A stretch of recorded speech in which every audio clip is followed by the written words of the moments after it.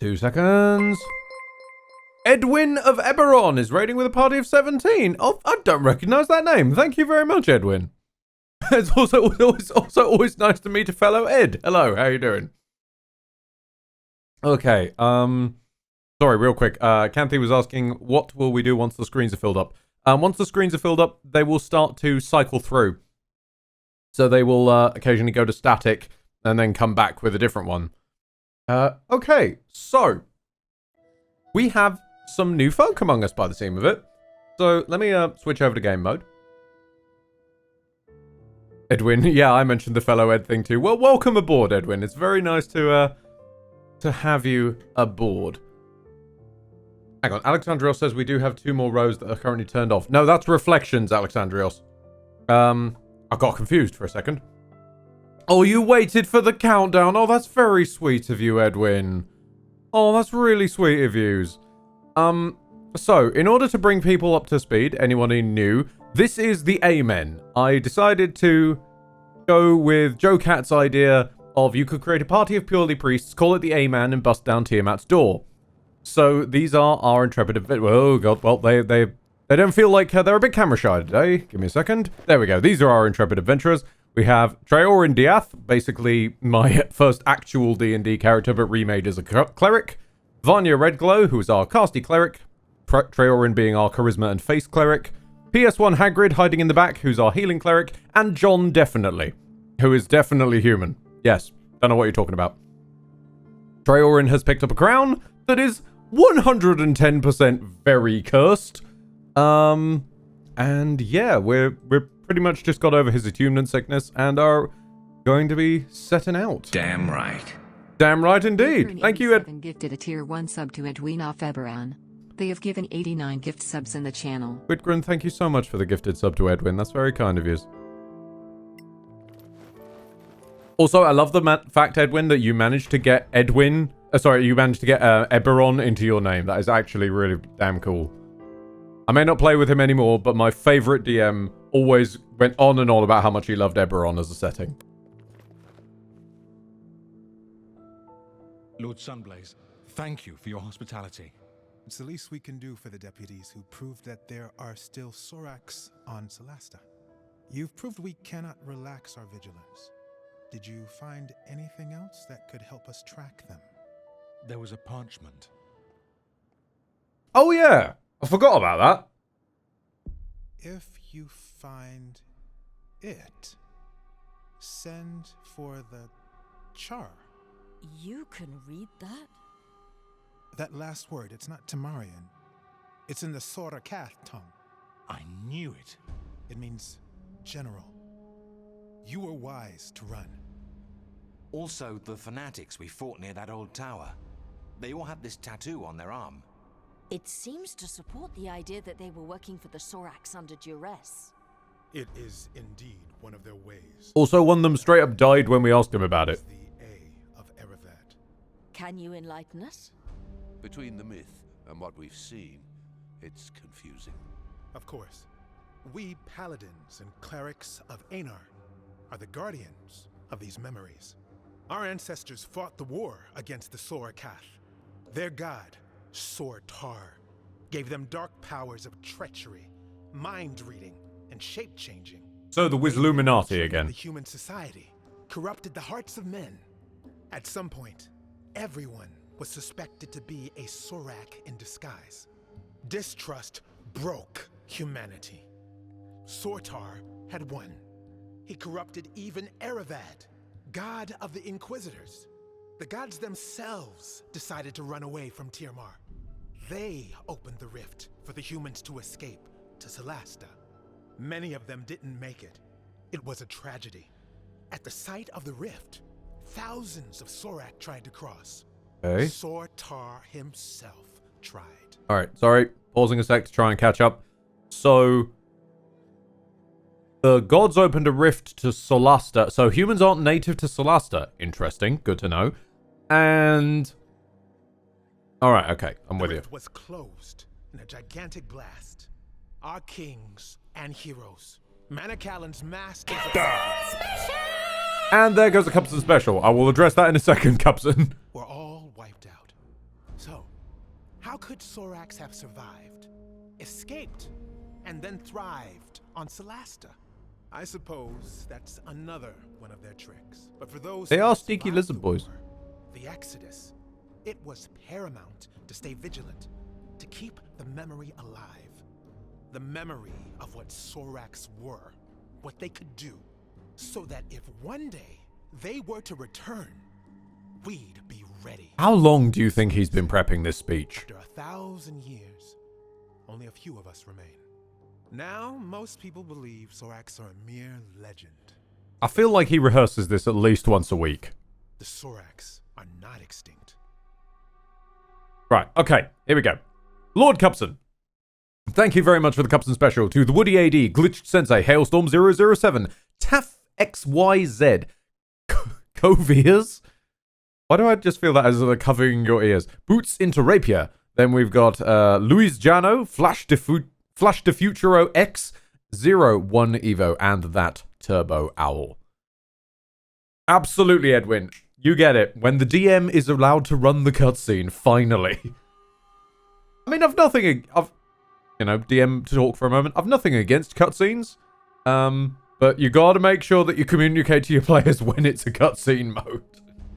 Because sometimes it can get a little out of hand. Can they mimic people? Well, we already know that, John, but thanks for joining in. Why do people follow them? That is a question, actually, yeah. How do they get people to worship them? They get into people's minds, learn their darkest secrets, their fears, their shameful desires. With that, they can blackmail, corrupt, and finally, recruit. It's much easier for them than to duplicate, and very efficient. Well, of course something is wrong that Traorin has a response that is not full of sass. He's got the crown on again. Look, I feel actually, I will say, I think we made a mistake giving the crown to Traorin. Whilst the cursed bling does help, I wonder if it's actually going to annihilate some of his sass. Because he's going to be speaking using the crown and like the crown's personality and all that kind of stuff. I'm worried that we've annihilated some of his sassy boy personality. That's the quest. The quest is to restore Traorin's sass. We fought different ones. Do you know more? The bulk of their army are... We also temporarily made him Australian for a moment there. They breed a caste of albino priests able to cast spells. Some of them are deadly assassins, invisible, venomous. Others are giant brutes. The scriptures talk of elite warriors, anti-paladins, the shitcast. So, Hexblades. Okay. I do got one question, though, which I'm really hoping is not the case. I'm sincerely hoping there are more things that we fight in this game, in the main plot, I mean, specifically, than just lizard men of different flavors. Because I'd like to fight some, you know, some cool undead or shit. Like, let's get that involved. That's all very scary. But thanks, it's going to help us. You're welcome, deputies. Why are you so enthused? Connected to the Sor Akath, or their allies. Bring it to the temple. Talk to Chaplain Dellen Lark.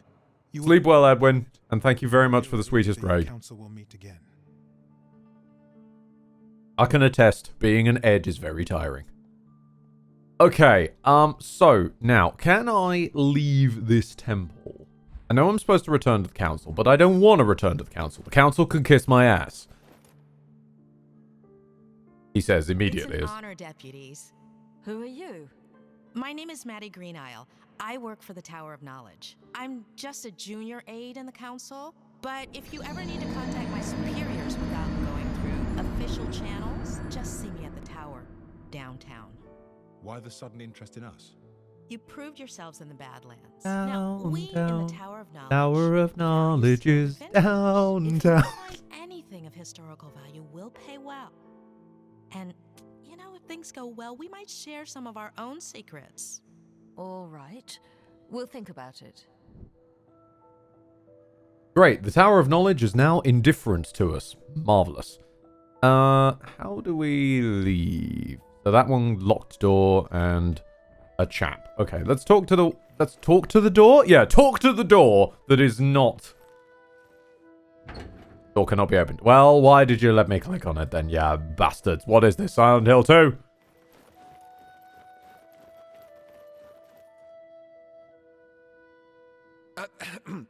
Can I ask for a minute of your time, deputies? We're in kind of a hurry. I know. I won't delay you long. My name is Headland Shorespell. I represent the Arcaneum. And the Arcanium belongs to the new Empire. Do you really want to be seen talking to us? My business is magic, not politics. And no, I have no quarrel with you. You may not see us Imperials as friends, but we take the Council very seriously. We are particularly interested We don't hold truck with Imperial dogs here. in anything wrong game. from the Whoops. old Empire that you might find in the Badlands. Anything from the Manacalon era Arcaneum. Even more so. Oh, of course, we'd pay you handsomely for this crown, although I know that's not possible. You're smarter than you look. Also, Oh, nope, the sass is back. mockery. Anyway, we have an unrivaled trove of magical and other knowledge. Think it over. You can find me at the Grave Keep's cask. Really? Not at the embassy? What can I say? I love Martel's beer, even though it tastes like donkey piss. That was it. Why did you phrase it that way? That was our joke, the first day we met. Was he spying on us? Maybe he just agrees about the taste. I love that Vanya comes straight in with the obvious answer of, no, I don't think he's a spy. I think he might just agree. Captain Manslaughter asking, hey Ed, if you were in a galleon in Sea of Thieves, you raiding Fort of the Damned and a Skelly sloop spawned and you had 3 other players who could help sink it, would you flee from it? I have so very many negative shades of what on earth you just said. Like, I don't even have no idea what you just said. I have less than no idea what you said. I'm afraid I know nothing about Sea of Thieves. That's all. That's more Lucian and Ethan's kind of, well, a boathouse, to be honest.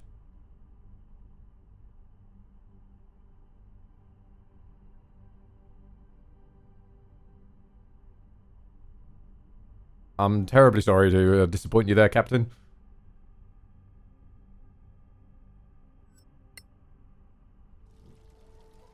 You have missed nothing, Rocket. We had a lot of issues getting the stream actually started because Twitch had another sneeze, so we've pretty much just started. Tease?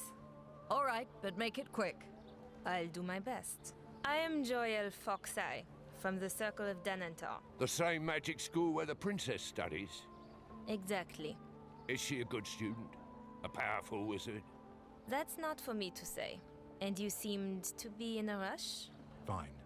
I just want you to know that our Grand Master Edwin Denantar has noticed you. He talked a lot, for sure. He's a man of great authority. He'd like you to know that our doors are open to you if you'd care. Oh, right. So this is the faction tour. Okay. Interested in Badlands treasures, I suppose, like everyone else. John's hand is disappearing If you again. ever come across old spell books or spell scrolls, we'd love to see them. In return, we have the largest collection of spells and potion recipes you could ever hope to see. More than the Arcanium? They would disagree, but yes. Now, if you were to prefer feeding the new Empire's wizards with more magical knowledge than the Principality, that would be a troubling choice to many on the Council. Neutrality means we don't treat you any differently than we treat them. Of course, neutrality is the rule. Good day to you, deputies. Just suddenly got reminded, yeah, neutrality's a thing. Oh, shit, yes, neutrality is a thing. Yes, my mistake.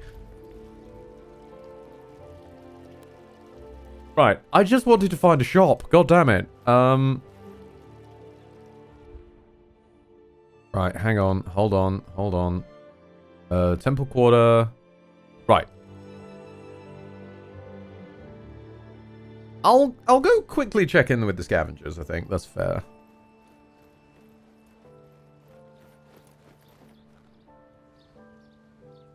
Clear skies, my friends. Do you know Arwin Merton, the so-called first scavenger? Of course. That's it. Merton. It's a painful topic for me. I'd rather not talk about him. Fair enough. Okay, ominous. Also, I will admit, I have a problem. I've been playing this game off stream, not this campaign, and not further than we already have. But I should admit to my faults. There is this here, which is a second parallel running campaign now, where I'm making slightly different choices or trying to go about things a different way. Like, was it possible to talk to the cultists and that kind of stuff? What in that journey, I have learned that in our inventory here is things like the Dragon's Den advertisement. I didn't realize you could right-click them and read them. I've been an idiot this whole time. We've got like fuckloads of books and we've never read any of them. So let's fix some of that. The Dragon's Den, grand opening. Come one, come all, join us on the 23rd of May for the grand opening of the Dragon's Den, Galavan's newest tavern, eatery and bordello. Enjoy one of 10 different ales, and perhaps a vintage cask of wine from our cellar while you enjoy a rack of meat and freshly baked bread. Need to satisfy hunger of a different kind? Take a look at what we have to offer upstairs. Fancy a stout dwarf to rub out your tensions? We have 3 to choose from. Prefer something a little pointier with a slender frame? We have you covered with the finest elven beauties in the land. We even have a halfling, if you're into that sort of thing. In celebration of our grand opening, we will also have a very special guest performer from 9:12. That's a weird choice of time, until closing time. The famous bard Neil Bert will be performing a rare solo performance all the way from the Principality. Other opening day activities include axe throwing, hosted by Runglia Silverbeard, I think that says. Yes, we even have a bearded lady. I mean, rude, but okay. Tarot reading by Unspellable the Wise. Battle chess tournament. Battle chess? And much, much more. We are located on the eastern edge of town, just past the town apothecary. And finally, a short poem from Lord Astaroth, renowned battle mage and now our sole proprietor. Stained velvet, dirty lace, naked glee on every face. Open up to your inner desires as you lay here by the fire. All are welcome here without worry, regret, or fear. So pull up a chair and sit up straight. Some might even say it's fate. Oh, my beautiful lady, so fair, slim, and shady. Well, we found Slim Shady. I'll meet you upstairs after I trim these pesky nose hairs into the Dragon's Den by Lord Astaroth Darkbane. Okay, you had me up until the nose hair bit. Why did you involve the nose hair? What? Okay. No, that's fine. John Boy, can we open this yet? No? Okay. John Boy, pass the thieves' tools along. Let's have Treyo give it a go.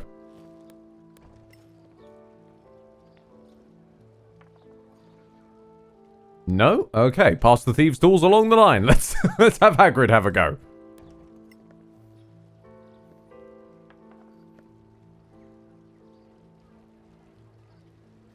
Of course. Of course, Hagrid... Yes, yes. Of course, Hagrid manages to get a perfect roll and still fuck it up. God damn it, Hagrid. And putting thieves' tools on Vanya overburdens her.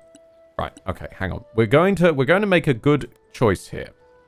We're going to cut... Where is it? Where's it gone? One of you has it. Is it you? No? Is it you? Who has guidance? One of you does. There we go. Guidance yourself, love. And now give it a go. Something I should have been doing this whole time. Even though it's still not enough. Oh, if I'd guided PS1 Hagrid, it would have worked. Fuck. Oh, well. We will never know what's in that chest, I suppose. Okay, now, there is a couple of things I really quickly need to clear up. Where is it? So, we've got Equipment ready for everybody. That's fine. Let's switch you back to that. Ba-da-ba-da-ba-da. Yeah. Do we need to read anything else? We've got a lot of crafting manuals, archaeological notes. Classic pose used by the emperors. Manacallan woman. Statue represents a humanoid dragon, also known as a dragonborn. More crafting scrolls, and food. We're fine. Okay. I've got quite a lot of warhammers in our bag, actually. We should probably go and sell those off real quick.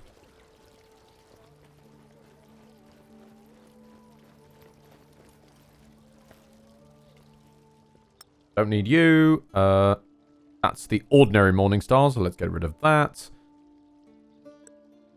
Not selling the primed one, just in case we want to use it for something.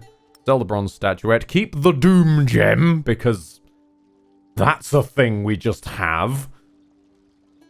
Sell all that off. Is there anything else I can buy here? Eventually I'll be able to buy some half plate or something. Alright, now real quick let's just double check that we have read everything else we need to read. The tragic love letter. Uh-huh. Okay. Don't care. An Inquisitor's journal? It's the gem of Da'um. Da'um, I say. Sorry, could you say that again? Da'um? The gem of Da'um. I see.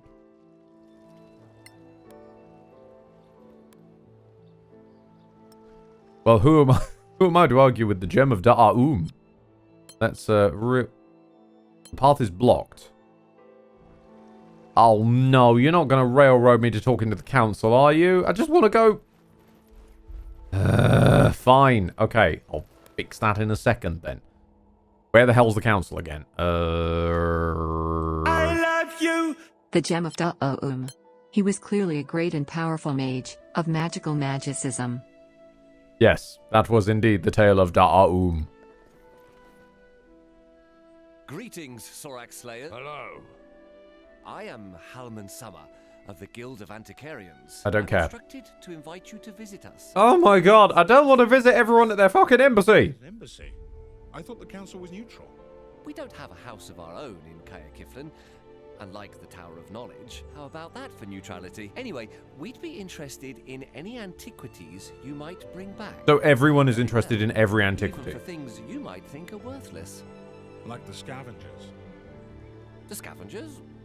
Well, they'd sell an antique emperor's sword for its metal value. But we can offer more than gold. Antique magical items, for instance. You'll never find their like elsewhere. Good to know. Thanks for the invitation. Can we go to the council yet? Honourable council members. Thank you. Please take your seats. Never thought I'd ask to be seeing the council. Crown bearer is up again. Lord Danantar has the floor. Thank you. I have confirmed that our deputy is indeed magically attuned to the crown. It is an uncommonly powerful attunement, unlike anything I've seen. I strongly recommend against forcing separation. Chancellor Gormsdottir? With the council's permission, I'd like to try a little experiment. Is it remove curse? Here, the gem that Captain Merrin recovered recently. I have reason to believe that it might be as I suspected. It belongs to the crown. What have you done? Commander, take Her Royal Highness to safety. No, wait.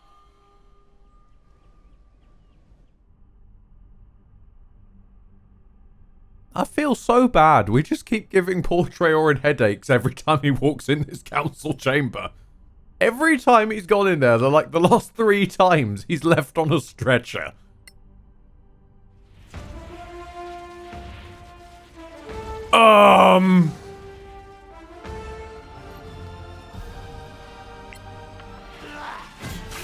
Let me guess, he's going to conveniently crit every time?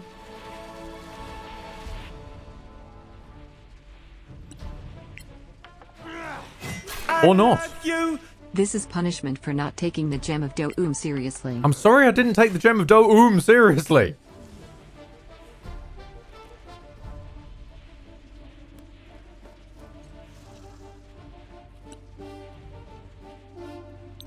Oh, no, what am I doing? Ah!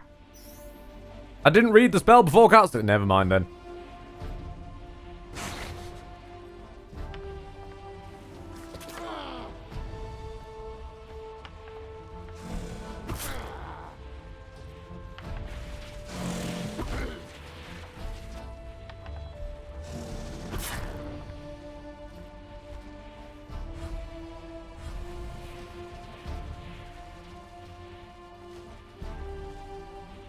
Hello? You appear to be behind the, You appear to be behind the portal there, sir. Are you okay?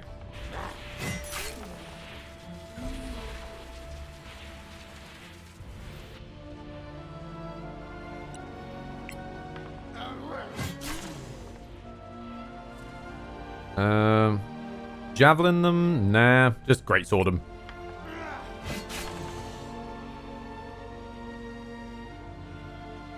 Do you have an inventory I can steal from? Could I loot? If I loot in the dream, do I loot in real life?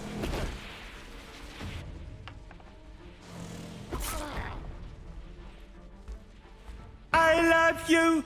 Behold the power of a fighter. No, he's got spells. This is either an Eldritch... This is either an Arcane Night Fighter. No, Eldritch Night Fighter. Oh, I had it right the first time. Or... some form of Paladin. Yeah, he's got lay on hands. This is a Paladin we're looking at.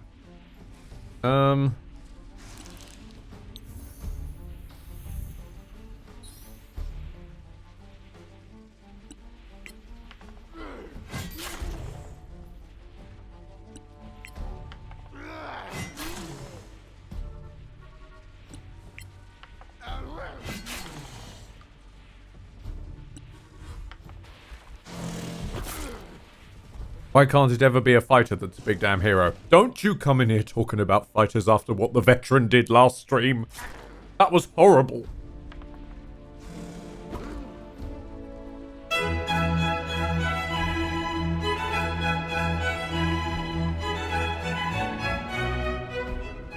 Primus asking, why lizard men deserve better treatment? Well, the reason that lizard men deserve better treatment is because of an ancient treaty of neutrality, which sadly has been long since forgotten after someone mistook it for a napkin and wiped off their butterbeer with it. So, unfortunately, it kind of caused the ink to run a little bit, and it ended up being, do not respect the Sorakath in any way, shape, or form, and also we want to invade you, lol. Indeed, Sega. Now, I would appreciate some form of AoE, sir. Unfortunately, you do not appear to have any. So pop a Shield of Faith on yourself. Lose concentration on the branding spike spell. What is the branding spike spell? I've forgotten again. Causes additional radiant damage and makes my target luminous. On my next hit. Well, I think I've already done that, haven't I? Oh, let's finish him off anyway. Right, he is very dead. So I have probably dropped concentration by now. There we go.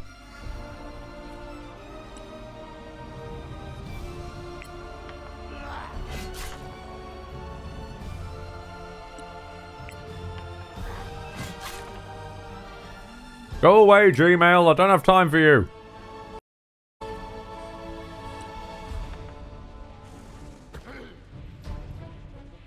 I'll be honest, I feel like I've understood the purpose of the cutscene now.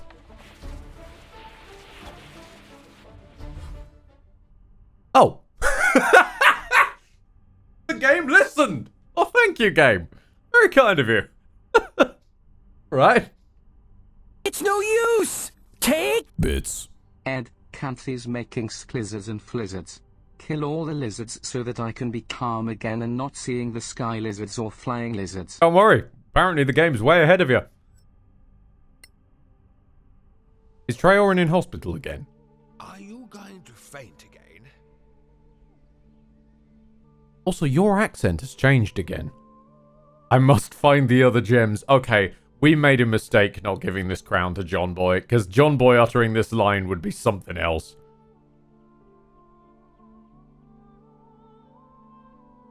I just had a vision. What? A vision? In an instant? I was fighting Sorax, but I wasn't myself. It's no use! Take bits. This voice acting is god awful, not gonna lie. Yeah, of course it is. Unsettling. Let the crown bearer and the other deputies follow that quest. Find the other gems if you can, but keep us informed. In the meantime, we will formulate a response to the Sorax. Let's vote. Delegates, do you agree? Aye. Your Royal Highness? Oh, pardon me. Yes, I concur. To which proposition, Your Highness? I mean, aye. They should go and find the diamonds, the gems. So resolved. Let it be recorded. Thank you, honored delegates. Did you know they were... How did you know they were diamonds?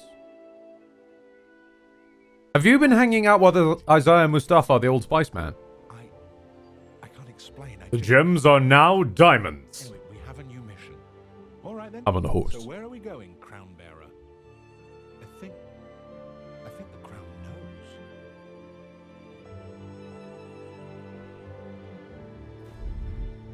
Being fair, funny as it would be to have John Boy on a quest to gather a bunch of gems, he would look damn stupid in the crown. So probably best he's not wearing it. Also, I need to pay attention to this here, which is really cool.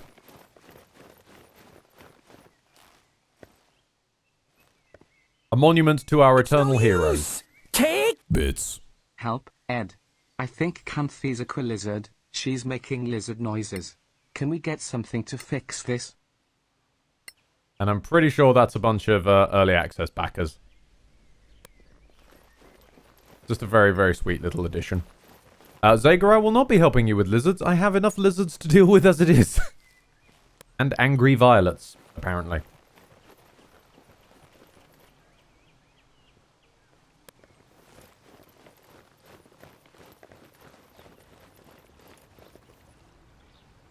A word, please, deputies. What's up?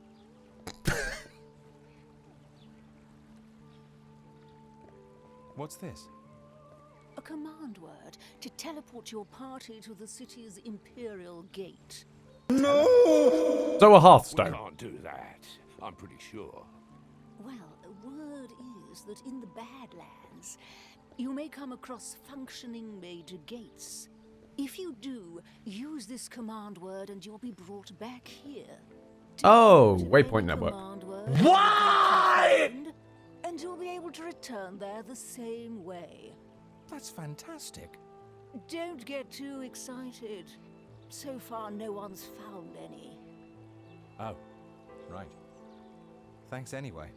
So in this episode, John definitely uses the flu network. You too, apparently. Captain.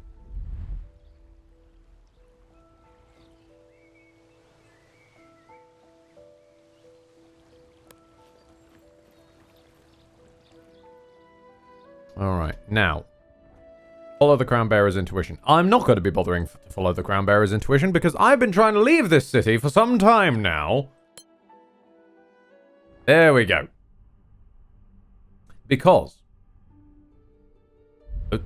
Okay, I grasped that. I grasped that. However, there's shit going down at Caer Lim. Which, I was unaware of the first time we came through here. You may recall, there were goblins in Caer Lim, and then, inexplicably, it kind of... Oh.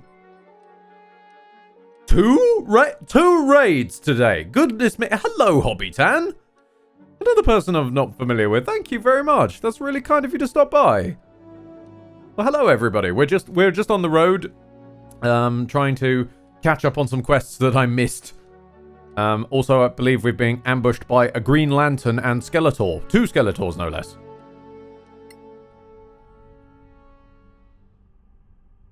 You're ever just down the road and you're ambushed by 2 Skeletors and you take my advice. Always, wait, no, never. Never rolled that low on initiative, good God. Alright, that Skelly Boy's goddamn shifting it, wow. Hello? Yes? Gentlemen, that's a bit close. That's a little too close.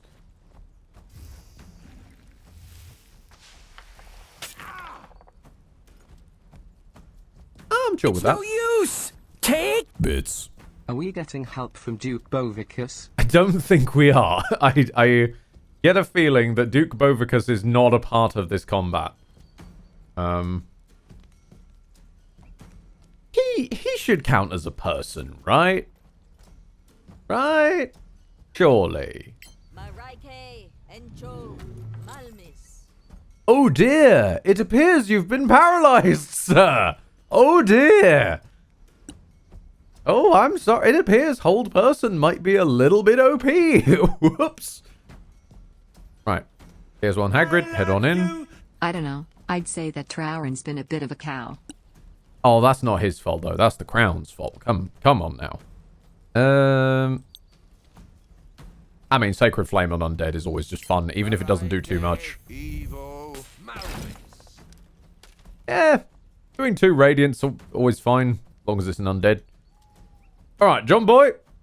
Get to a nice position where you'll have opportunity of attack on both of them if they choose to try and go for Vanya. And begin smacking. Or not. Next time. Thank you. It's no use! Take bits. No, you're right. He's just been dealing with the bullshit. The crown is Duke Bovicus confirmed. Sure. The hero that we saw saving all... We can turn undead! Oh my god, I forgot about this! We can turn undead! Huzzah!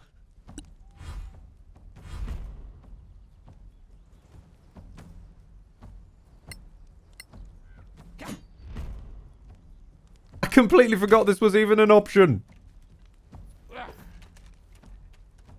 God bless you, Hagrid, you gave it a go.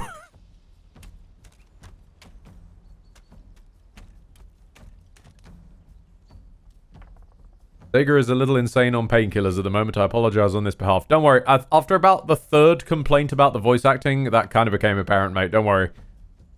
We've all had those days.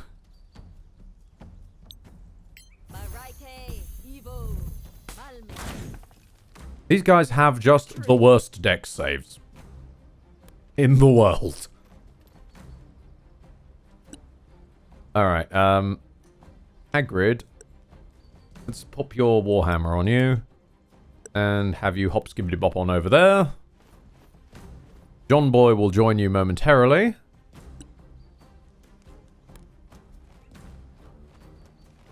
Treo will take a shot on this lad.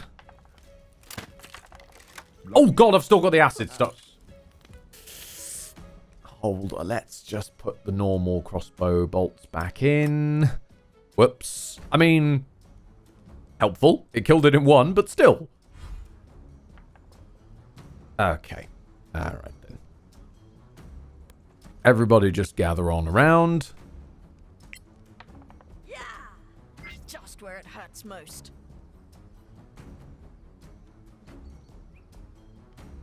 Honey, did you actually do any damage?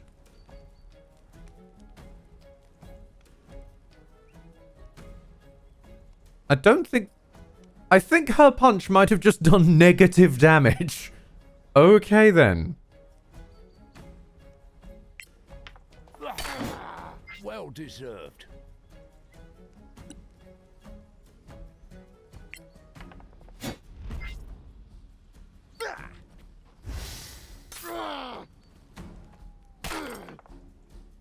Goodbye, sir. You had cool glowing eyes, but they were not enough to save you. Alright, let's grab that. Grab some food. Now, what did the Skelly boys drop? I'm guessing something bone related. No. Lots of daggers, a couple of short swords. I mean, I'll absorb them into John just so that we can sell them. Continue long rest. Yes, please. And onwards back onto Lim, yeah. John is wanting to play dice with everybody, and PS1 Hagrid is cooking an extremely melted meal. This sounds like a fascinating idea. Okay, right. Here we go. We've arrived at Caerlim, and I'm hoping that a quest I accidentally missed has not vanished, basically.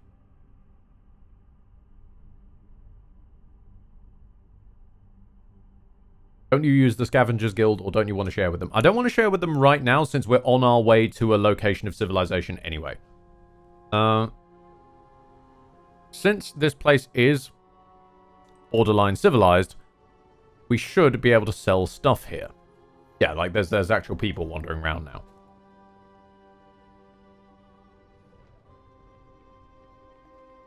Barry the Bone Raiser is not going to raise anyone's bones, because I'm pretty sure Barry is now dead.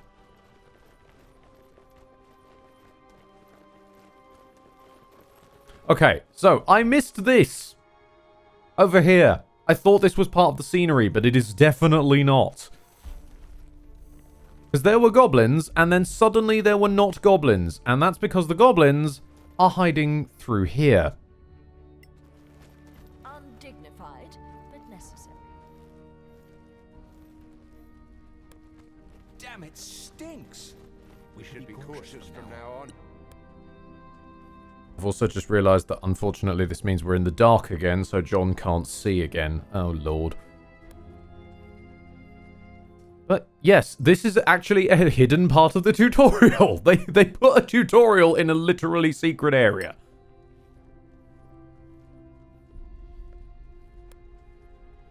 It's, apparently there was a way of knocking down, like, stalagmites and stuff in mid-combat, but I was not, familiar with that at the time. There's gonna be a goblin that spots us, inevitably. Here we go.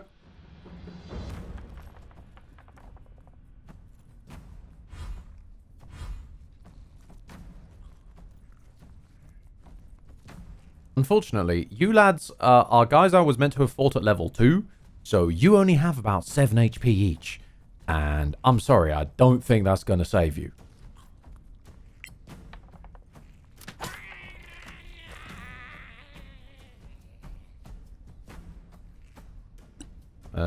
Shall we... Is there anything we can illuminate? We can try and illuminate that. I don't know how much that'll actually help. Anything else in range? Can we illuminate the loot? Nope. Let's see if that works. Does it glow? Does it? No. Alright. Whose turn is up next? You. Vanny dear, if you would get yourself somewhere where you can see him, preferably without walking directly into a goblin, that would be appreciated. It's no use! Take bits. I do apologize, but Sidger will be taking a rest now. I'll leave the stream running, but he is clearly not fit at the moment to be interacting. I hope you enjoy your stream, Ed. Luna. Luna, you are very sweet to let us know, thank you. And farewell to both Zega and Zidger, as the text-to-speech decides to call him.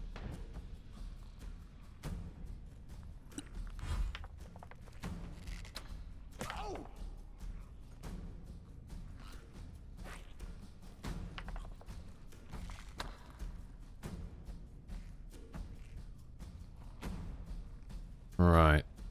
Not like John Boy can really climb too high, so let's just try and wallop him. I know we're at disadvantage because it's unlit. Oh, uncritted. Oh, that's always a pain to see. When a man uncrits, it is a sad day.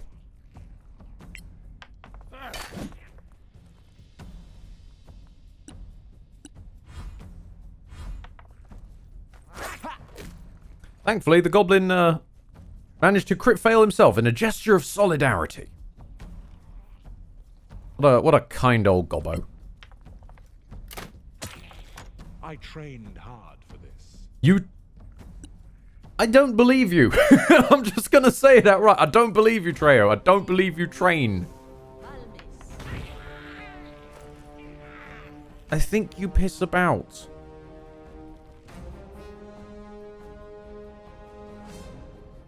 Ba ba ba ba.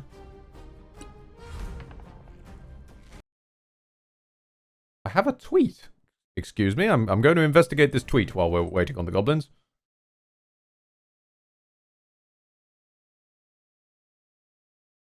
Oh, Hobbytan. Oh, no. Wait. Is this Hobbytan? Yes, Hobbytan replying to themselves. Thank you very much for the tweet passing people over. That's really sweet of you. Oi, John. Don't be mean to Hobby. Get on your high plinth and just stand there looking awesome.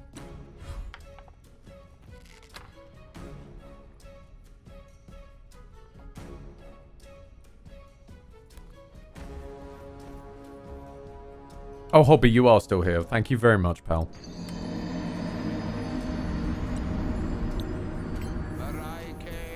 But I've got to admit, like, the high school D&D energy game has brought out a lot of adorable love from the Twitch community, and I'm very, very, very honored to be part of it. Thank you. This might genuinely be the most raids in the shortest space of time that we have ever had in the Empire. Remember to snooze the ads because all that whole Twitch sneeze when I started the stream has kind of beansed my business of trying to cheese the ads right at the start. Vanny, get into some cover. I think this is the last goblin. Set him alight. Yeah, just casually crit him. That's fine. That's fine. Hobbytan, I've honestly never heard of this game before, but it looks grand. Well, this is effectively your usual kind of turn-based strategy game, similar to like your XCOMs or your Divinity Original Sins, glued to the workings of Dungeons & Dragons 5th edition. It's not a perfect glue. I will be the first to admit it is a little jank. But somehow the jank has come around to an earnest form of charm. And also, the ability to create horrors like John Definitely in the character creator genuinely helps. Ooh, primed dagger. That already makes this trip worth it. A notebook page. Thank you. Absorb everything into John the Infinite Roomba. Meanwhile, I'm pretty sure there's like a basket up there if someone can start heading off.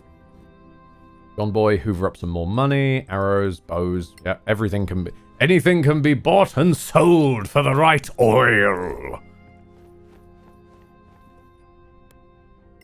Okay. Hoover up this. Emeralds, nice. Always gems for John Boy. Good, good, good. And I believe that is all the goblins in here. Now, Ed, why would you walk into an area and clear out a bunch of goblins? Well, there is indeed a very good reason for it. And that good reason is that now this area is technically clear, we can leave again and go back to Caer Lim. Why would one go straight back to Caer Lim? Because this area spawns a side quest if you've cleared it out. This is in no way indicated that I can find, other than hoping you remembered to track the goblins when you noticed that the fort wasn't full of goblins earlier.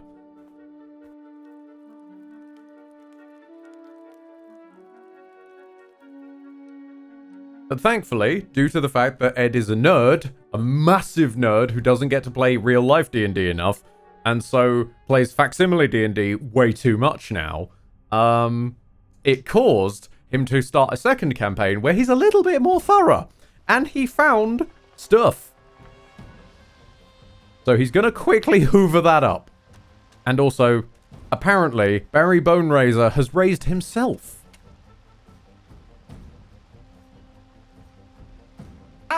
drive you. Honestly, this feels like a D&D campaign where neither the DM or the players are really sure of the rules, so house rules and fixes abound, but people still have a good time. Pretty much, Whitgren. Also, honestly, this feels like a D&D campaign where neither the DM or the players are really sure of the rules, so house rules and fixes abound, but people still have a good time. Yes, Stream Elements. Are you feeling alright, Stream Elements? Whitgren only said that once, Stream Elements. What are you doing? Go home, you're drunk. Also, how did John take quite that much damage? When did this happen? He has been acidified, taking acid damage each turn until the effect ends. Ah! That is nasty. Old person. You cheeky boy. You absolute git. Alright then, old person. You can't keep saving forever! Old person! You can keep saving forever! I stand corrected! Understandable. Have a nice day.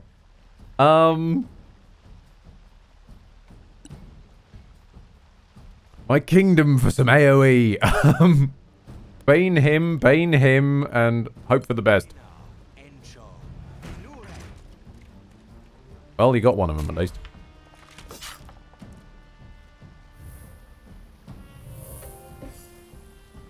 Oh, you dick! I mean, your skeleton still managed to miss a sleeping man, which is actually wild. But you bastard! Fine, fine.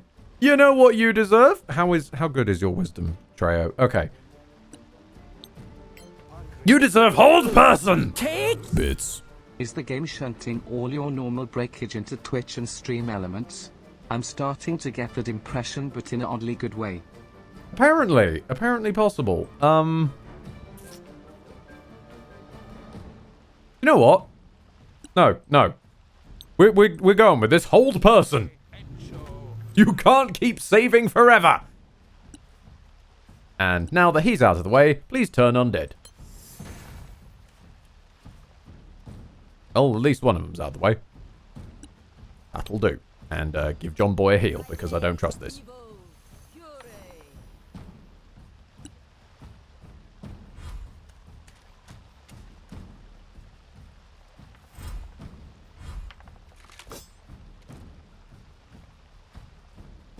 He broke out of the hold person on the first turn.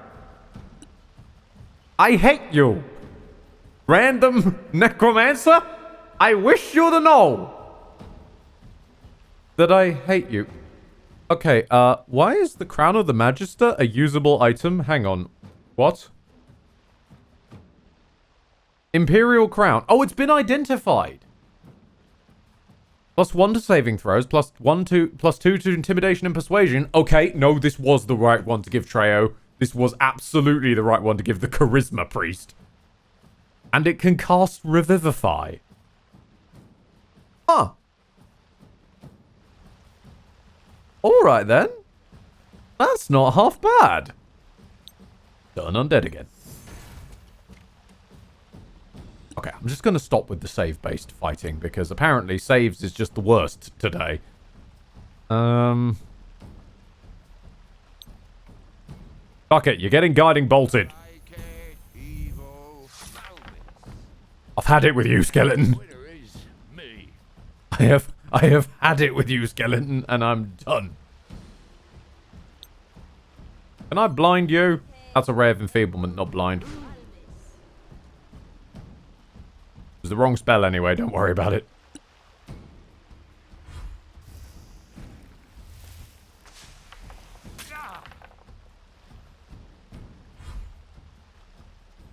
Okay. Treo, just shoot the man. Excellent start. You are also getting guiding bolted. I've had it with you.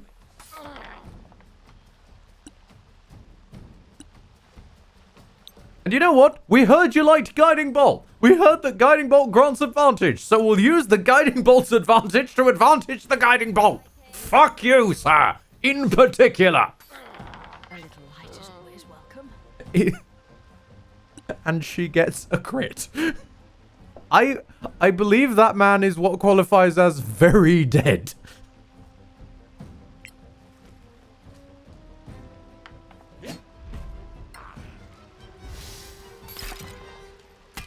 A good kill, as they say.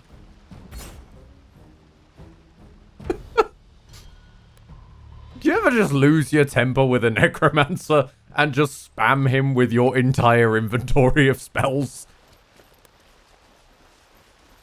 And then you realize how blessed you are, no pun intended, to be playing as a party of pre-Silver Chalice. Thank you. I don't mind if I do. Yes. Yes. I hope you're prepared for an unforgettable combat.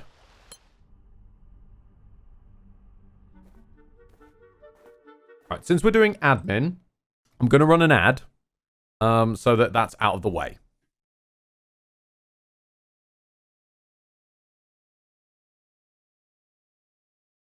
Okay, we're not going to level up just yet. No. Yes, I'm aware. Let's just get to town. Let's actually get to town, pick up the damn quest, come back again, and then maybe the folks at home will have a nice opportunity to watch us all level up.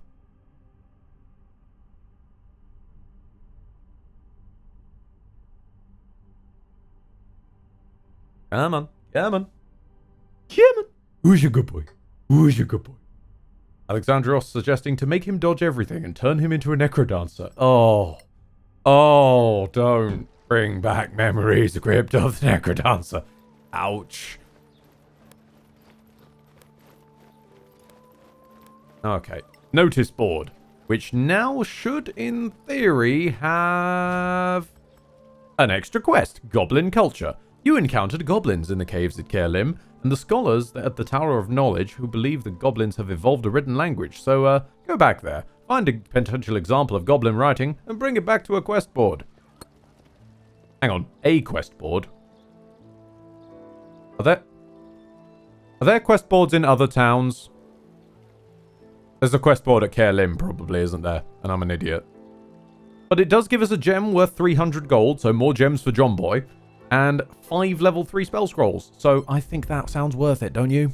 Yeah. And also, I mean, extra XP. Annie, what's up? Ah, there you are. Someone came to see you. Me? Who? What? An old acquaintance, I gather. Master Dakin. He said he'd wait for you at Sunblaze Court. Oh. Thanks for the message. Stay in the light. Everything all right? Like she said, an old acquaintance. Are the characters... Wait, are the characters getting subquests like a bloody Mass Effect game? Oh, I'm aboard for this. When did this merge with Knights of the Old Republic up in here? Okay, Vanya has her own quest. Cool. Let's pick up Arwen's quest while we're here. Hey, interested in a little side job? Buddy, I'm always interested in a little something on the side. The kind that takes particular skills and contacts in the, shall we say, involuntary gift business. Involuntary gift business. That's just embarrassing. Say what you mean. The underworld, right? And there I was trying to be discreet. Try harder. Suppose I do have the skills and contacts you're looking for. Why is John connected to the underground? What? Go to Annie Bagmorda at the Scavengers. Tell her I sent you. She's right there! She's like 5 foot to the left! My man! Merton says you got a problem. Ah, Arwen, what makes you think you can help? Not saying I can, yet. But I know people. People who can track down stolen goods? What kind of goods? A sword. Imperial. The guard has 3 diamonds. Probably magical. Probably? What does it probably do? Never got a chance to find out. You offering a reward? I'll make it worth your while. Are you not the one supposed to bring back stuff? Very funny. It actually legitimately was. Thank you, Hagrid, for chiming in on that. Right. What was I doing? I was doing something. That's an aggressively purple dress. So, yeah, I only came here to grab the side quest board, but let's do Vanya's quest. Fuck it.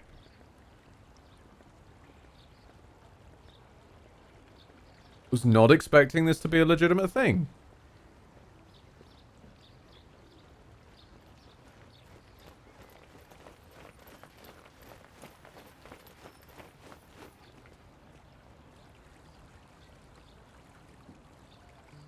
You came. I wondered, considering your new rank. How are you, Master? It's nice that you pretend to care. Are you going to hate me forever? I don't hate you. I just... Well, it was your right to leave and pursue a life of adventure, even if it wastes your academic talent. It serves me well, thanks to you. Maybe. Still, I'm without an assistant. Times have been hard. The guild offered me a posting. South. You're not getting your department chair? Evidently not. Unless I can make a major contribution. That's why I wanted to see you. Hello, Lydia. How you doing? I heard you went to Kerlem in the marches. We literally just came back. That's right. There is an old Termarian tower there. We're aware. Oh, yes. Very impressive, too. If I could just explore it, bring something back. Something the guild couldn't ignore. What I can't ignore is that your hair is going through your face, my guy. I would have a chance at this chair. The scavengers say it's safe now. I can go. But once there, I'll need, well, some specific expertise. And that's us. It could salvage my career. Of course. I owe you that much, Master. Alexandros suggests his hair is so old it became ghostly. I'll be ready. We'll see you there. Stay in the light, Master. They're still rubbing it in. So, yeah, we had the famous YouTube short Ghost Boobs. So, I guess this is ghost hair? Probably? Right. We can harvest another angry bush. Arwen has questies. Right. So, I seem to remember there's another district I missed. I think it's next to the Temple Quarter. Hair. The hair is on another server. Yes, but let's go with that. His hair is lagging. Yeah, okay. Okay. There's nothing here at the moment, but if you did the whole business in Kaelim's tower differently, because my alternative party have basically they did Kaelim backwards, the other way around. So they accused Roban of being a problem and supported the dwarf lady, Stonebeard. And you actually escape with a different crew. You don't escape with Lizbath and Roban. Turns out, get this, the other two you can escape with have about double as much health. And one of them's even got healing spells. I inadvertently managed, of course, because it's me, to land on the hardest possible version of this scenario. Of course. It just... I can't get away with it. There is no escaping the Ed curse in some form. It will always find me. Even if it's just John's hand periodically disappearing. Still weirds me out, that one. What's up, Arwen? Look who's here. The Sorak hunters themselves. We know. It's We Merton. are them. Arwen Merton. Guys, I think this guy's name might be Arwen Merton. Damn right. First scavenger. Where does that come from? Long Being the story. first scavenger, probably? Short version. When we started crossing the marches to the Badlands, I was one of the first. Now, I'm just the ugliest one left standing. What should we know about the Badlands? Any advice? Bring a good cleric. A good You'll need them. You're a legend. Why do you seem Don't worry, we've got you covered. Ale that's sour. That's all. The High and Mighty Council, paying clueless kids like you to go and get killed in the Badlands. But they're not asking good old Arwen. No. Go figure. It's because I got them figured out. Figured out how? Oh, he's a conspiracy Legacy nut. Council Okay. is full of it. Okay. Acting all united and lovey-dovey while they plot to rob each other. Wouldn't surprise me if some of them were even Soraks in disguise. You know they can shapeshift. Okay. Transformers, right Sorax about in disguise. Oh my god, the Sorax are going to be led by Megatron. I'm calling it now. The Sorax are led by specifically the Predacon version of Megatron. Because they are dinos. So it sort of lines up. Don't question me on this.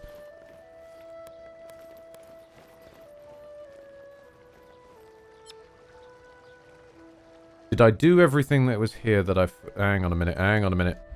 Hold on, hold on.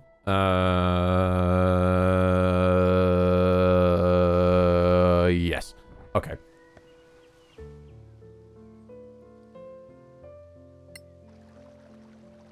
Also, random aside, but I found a little animation that JoeCat had done of his playthrough of this. Apparently there is a spell I didn't take called Annoying Bee, and his Twitch chat, who he personified with a character, really loved this spell, so he chose to actually animate it, and I can bring it up, hang on. Everyone wants the bees, but reminder, the bees don't do anything against non-spellcasters.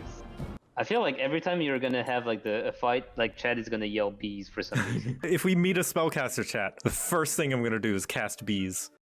Let's focus the red one. Take your advice. That's not enough. You suck. Chat, come on. Why you gotta be mean, chat? Use the bees, you fool. All right, chat. On your turn, we're using the bees. We really want the bees. And all right, chat. Let's see. Let's hope. Annoying bees. Look at the bees. Look at them going. Bees. That is just so perfectly emblematic to me of just any Twitch chat has a chaotic mentality no matter what, that for some reason always fixates on bees. You guys did this in Elden Ring as well.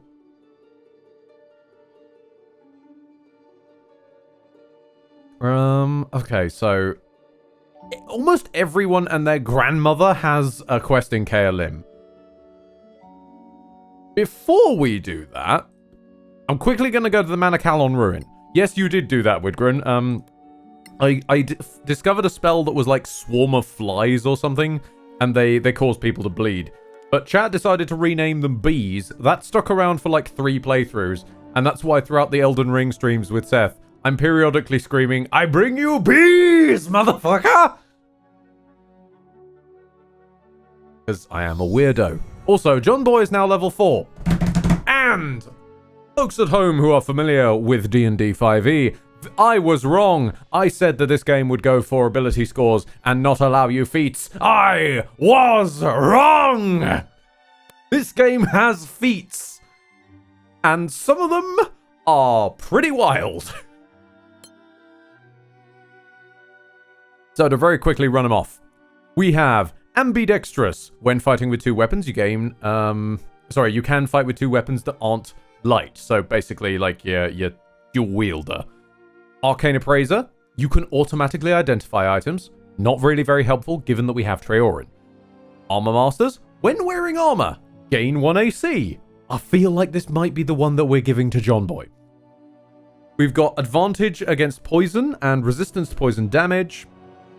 Kind of a version of absorbing elements.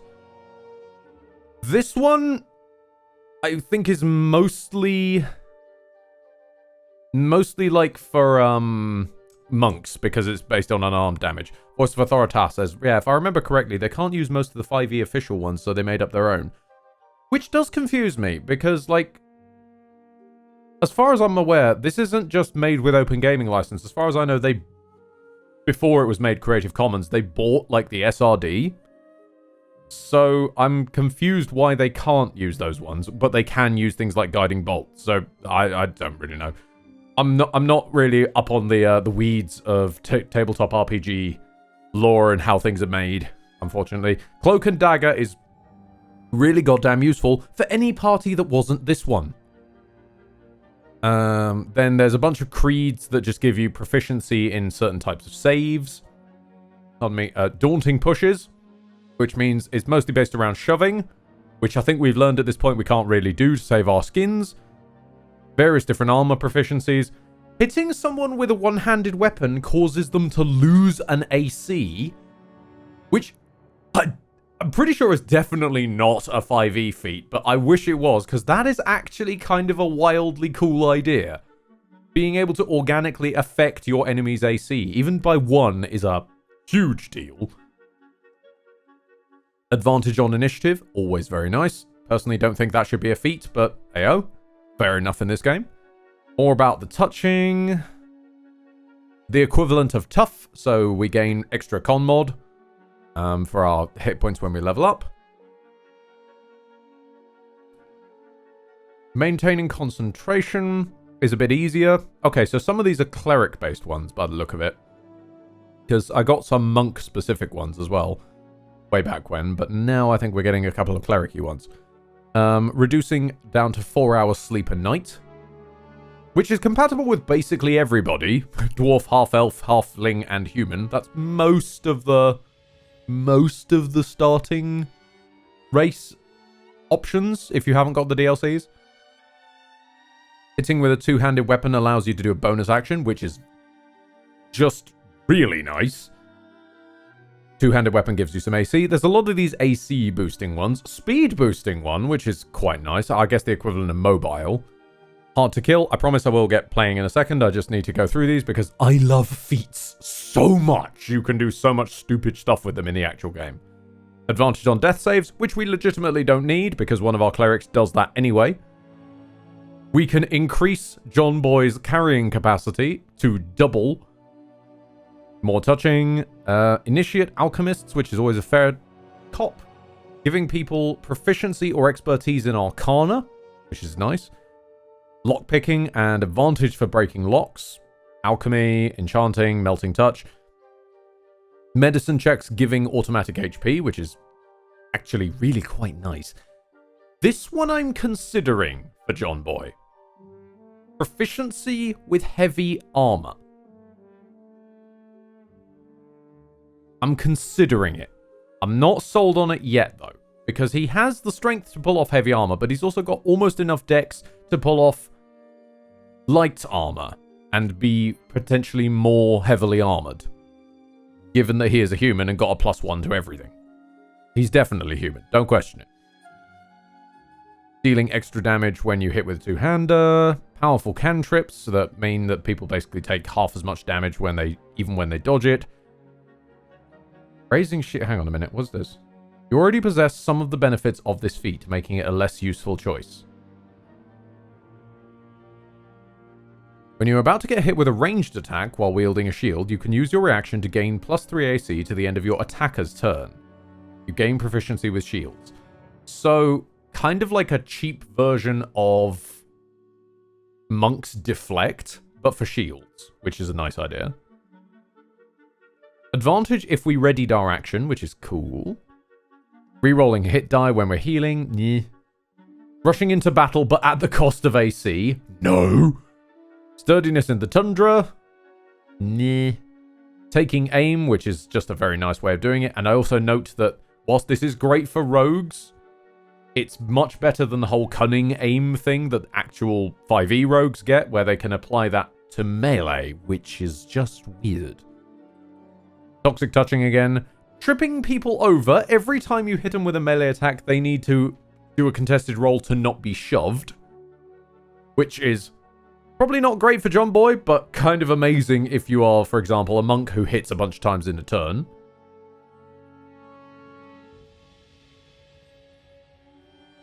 That one's alright, I suppose, if you're a dual wielder. And ignoring cover, like sharpshooter. So personally, I'm thinking, since no matter what class of armor he's wearing, John Boy will always be wearing armor. I feel like +1 AC is solid for him. As the, like, generally, hopefully in the battle kind of guy. And then maybe at some later points we get him the AC minuser and that kind of stuff. Maybe Might of the Iron Legion, but I'm not sold on it, to be honest. But I think that's a pretty decent starter to give him.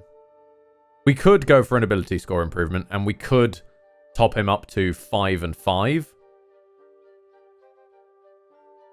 Which would in turn give him 1 AC anyway, actually. And +1 to his damage.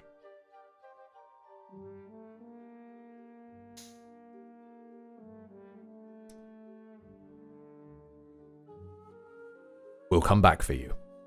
I promise we will come back for you. But to my own astonishment, I'm actually going to take an ability score improvement. Oh my god, we can give them more cantrips. Thank you. Fucking thank you. Give him guidance. Wait, are we giving him guidance?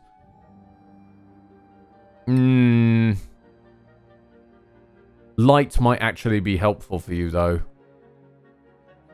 Given you're the only person who can't see in the dark. Yeah, giving you light. Yeah. Okay, now the rest of them should go a bit faster. Because I'm pretty sure that, realistically, with Treo, we can just fung him any feat that gives him wisdom. Uncanny accuracy, twin blades, bonus action to take aim. That's pretty alright. Lord Cupson, wait, hold on. Does John Boy have 20 strength and 20 dexterity? He does, because he got 2 18s when he was rolling his stats. He is a human, which gave him +1 to everything flat, and then we just gave him an ability score improvement into his strength and dex. So John Boy is John Boy is a big boy, and somehow a smooth, fasty boy as well.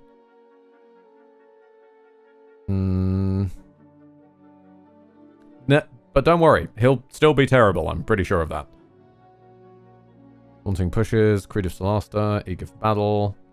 Most of these don't really seem to actually give wisdom, I'll be honest. Not that many half feats. I was hoping to lean more into feats, that was why I was so excited about them, to be honest. Because then we could, like, give slightly different playstyles. But then again, they're different types of... Their various different types of clericness are going to do that anyway, I suppose. Still, though.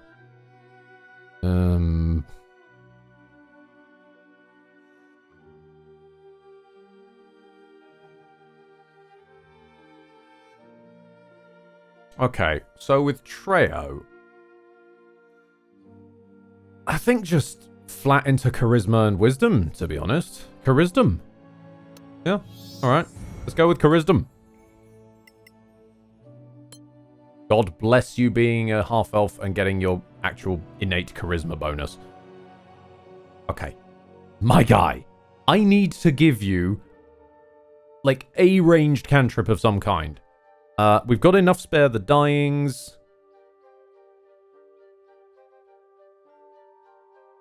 So we don't need that. It's between Guidance and Sacred Flame. Our boy doesn't have any damaging cantrips. So if he runs out of crossbow bolts, not that that's likely, but he'd be a bit buggered. I'm gonna say Sacred Flame.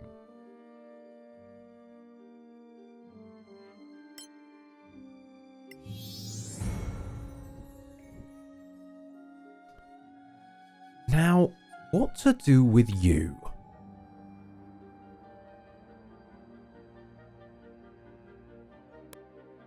Do we have, like, an equivalent of Warcaster? I can't remember. Sturdiness of the Tundra. Robust. Ready or not. I don't think there's an equivalent of Warcaster, because I'm pretty sure one of the cleric types basically gets that. I think it might be John Boy's cleric type. Although what I was considering was maybe leaning... Oh, Flawless Concentrations are not necessarily for Hagrid, but that would be a good shout for Vanya.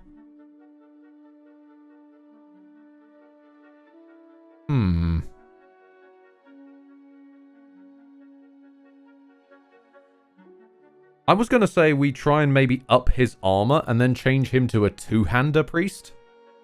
Because then he'll always have a hand free for casting. Because he can literally just switch hands.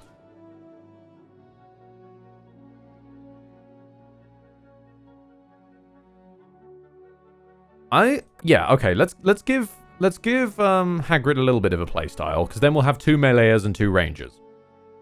Actually, Armor Master is not helpful right now, when we could just go with the one that is... Where's the two-handed one? Around here somewhere. Forestalling Strength. When you have a two-handed weapon, gain 1 AC. Okay. I thought it had other benefits. We'll just go with flat AC, because then, even if he's not holding a two-handed weapon, he's got that until we can get the two-handed one. Let's give you... Guidance. Because Guidance is just the best. And Vanny. I'm very tempted to improve your terrible strength. I'm tempted. But it's also very funny for you to not have any strength. It is very funny to me.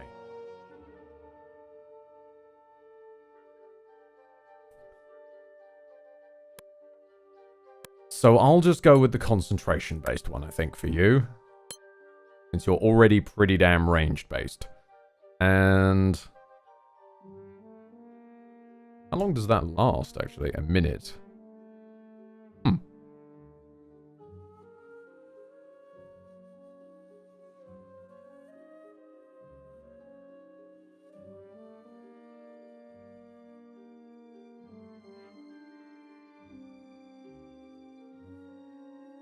I'm gonna say... Televan, back from work, what did I miss? Pretty much we're just leveling up to 4. Not really much else has happened. A little bit of plot. 2 very kind raids. And that's really about it. Not much progress has actually been made. This has been the admin episode. And I'm stuck between light and shine. Fuck it, shine. Shine is based on a save, and you have surprisingly decent ability to take down people's saves. Did John Boy even gain an extra spell slot? Sorry, spell he can prepare. I don't think he did. No, he didn't, did he? Okay, okay. I actually think I might switch out Aid for Spiritual Weapon. Because if it's cast right at the start, then John Boy actually gets more things he can do on his turn for bashing people around. Did you have silence? Yes, you do have silence. Good to know, good to know. Boo, that's fine. Oh, do I have to actually leave this menu? Oh, sorry about that. Televan, I know that feel. I once spent an entire session helping my players level up. Fair. I've been there too. Fair. On the player side, not on the DM side, but I'm probably going to spend one on the DM side. The next time of Mum's sessions, she's leveling up. And God bless her, woman decided her first ever character would be a sorcerer in a one-on-one campaign, which has been pretty wild trying to not get her killed. Like, she has 9 health. A single goblin getting 1 hit nearly kills her. But yeah, so she's leveling up next session. That's going to be interesting. Sorcerers as a starting... Am I fighting a bear? Oh, Lord. Sorry, wait, where? Oh, okay, okay. It's just wolves. Fucking hell. Oh. I almost thought we were about to fight 3 fucking werewolves there for a moment. Alright. So, a man and his bear, and 3 wolves over there.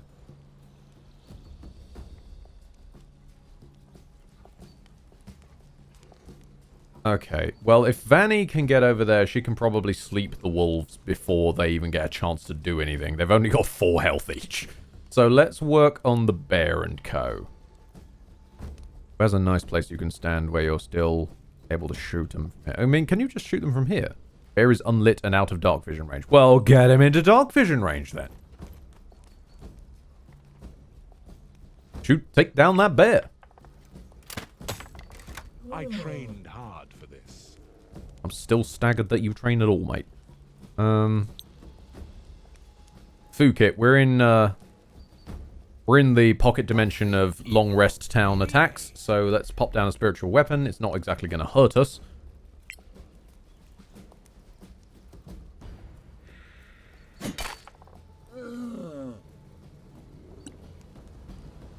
John Boy, go and protect...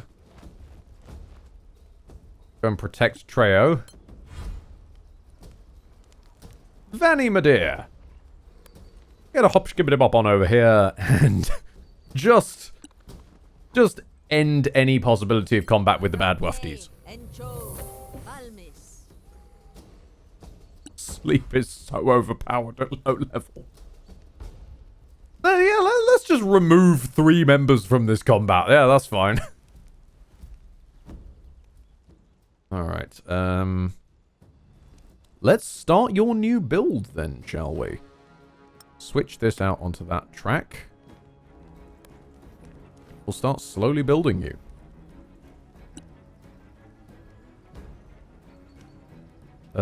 Under the circumstances, I feel like we should hold person. You bastard. How dare you be immune to my spell? You do not know who I am. I'm the guy who keeps missing twice in a row. Not great. John Boy, time to glow. Cause like Bruce Lee, he got the glow. Yo, girl, look at that Johnny. Girl, look at that Johnny. He works out. He really does, actually. That wasn't intended to be a joke about his strength and dex, but it became one.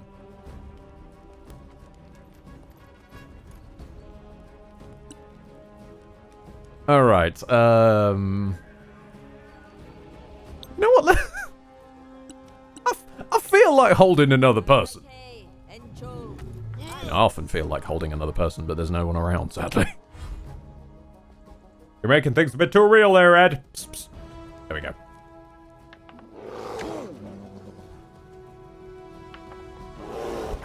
Fuck off, bear!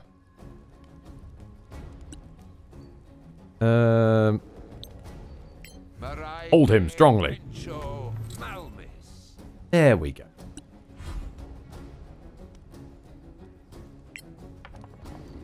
Oh my god, Treo. You're getting worse. That hat is making you worse.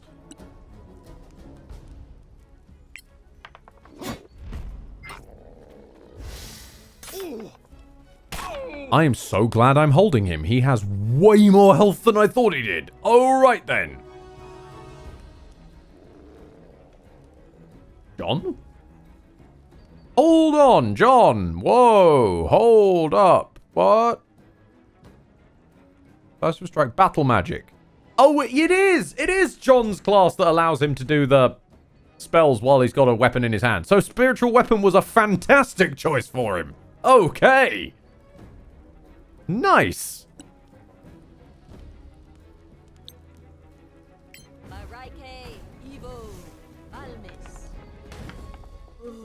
Well, 1 damage is still a damage. Don't worry, the wolves are very asleep. If I kill the berserker and the bear, can I just leave the wolves alone? Hold firm. You've endured worse.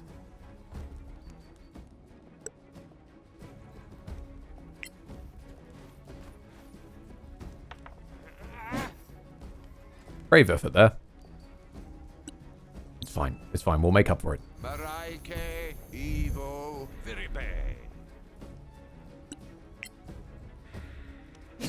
These spiritual weapons are going to be the savior of our party.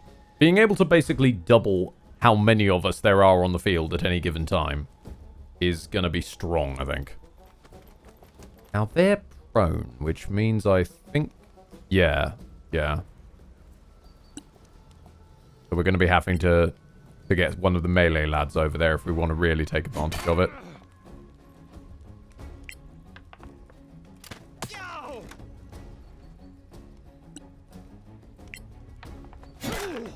That's the way.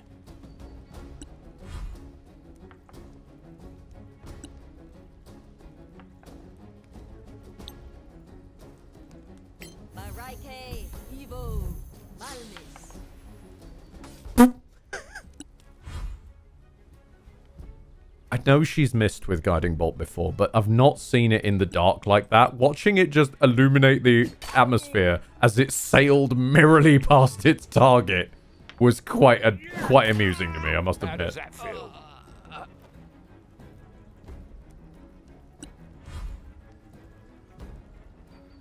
I love you! So, how many of them get spiritual guardians later? I don't know. Oh, that's a point. I don't know how many of them get spiritual... If any of them get spiritual guardians.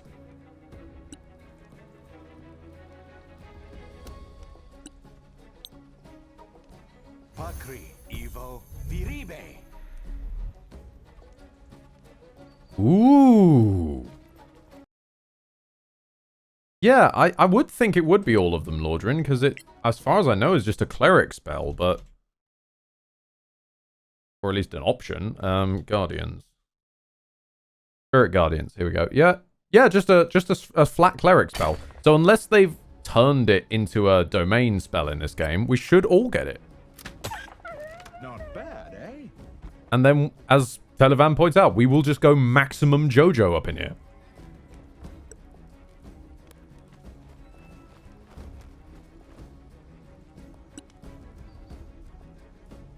Or, I suppose in this case, John. Yeah, no, this is John. This'll be John's Bizarre Adventure! Yes! Next decade. Wait, did you actually make the Amen group? Oh, you're goddamn right I did!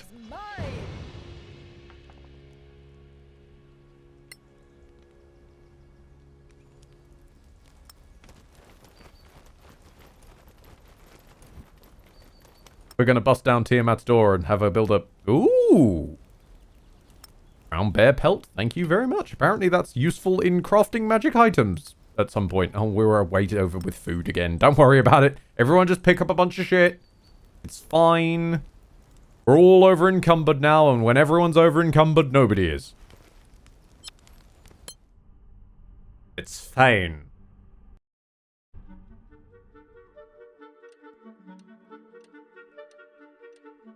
Pretty sure we've already arrived. Oh no, we were going on to Manacalon, that was it.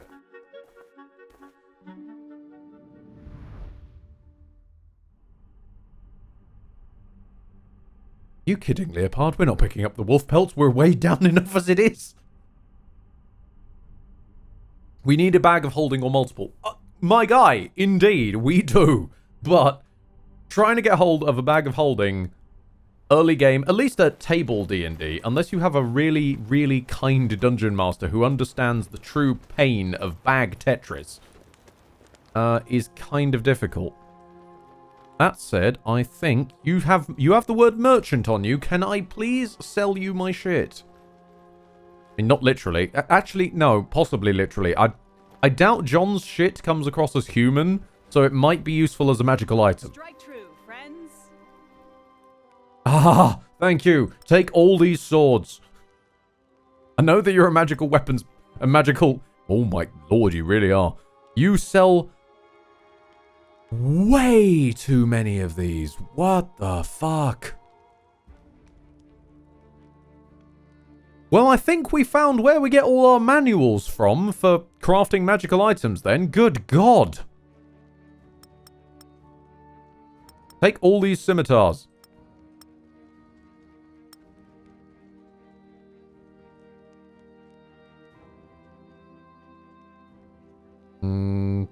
John looks like he shits diamonds, literally. Yeah, I'm not even... I can't even argue with that. This does look like a man who shits diamonds. Your total revenue, rather, insufficient. What do you mean? I can't sell them? Oh no. You won't buy my stuff that's nothing to do with your store. I've never come across this in an RPG. Oh no. What should I do? No lie. Massive respect for that. Well, in the proper good old Undertale and having a character go, no, I'm not going to buy a random stick off of a person who just wandered in here. I don't even sell that kind of stuff. Thank you. Right, do you have anything for hammers? Great swords of acuteness. Okay. When I press the more options, it would be helpful if you told me what the Great Sword of Acuteness does, rather than just that it teaches... I grasped that it teaches me that from the name of it.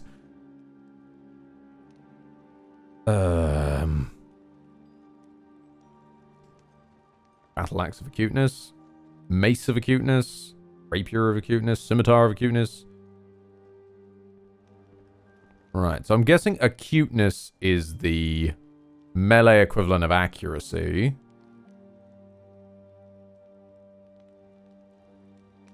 Chainmail of Sturdiness. Half Plates of Sturdiness. The Punisher Battle Axe. That's tempting me. That's tempting me.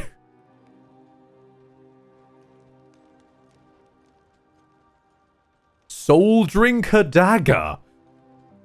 I beg your pardon? The Doomblade Greatsword.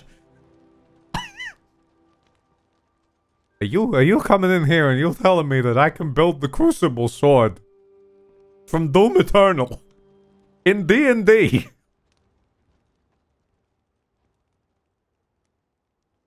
What happens when you press Alt? Read this manual to learn how to craft the Doomblade Greatsword.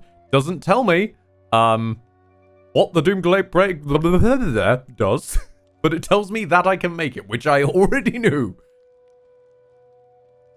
Leather armor of survival, leather armor of flame dancing, Lightbringer Greatsword. Die. Dying. Lightbringer, bro. I misread that as Lightning Bringer blow. The Dragon Blade. So, if you ever just feel like cosplaying Genji. Take bits. I'm back, after a lie down.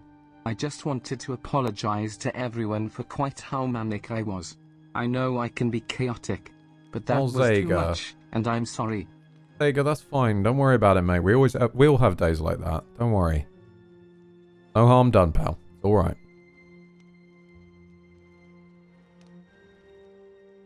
I'm just currently high myself, where I'm just staring at 100 manuals for magic items, and I'm really happy about this.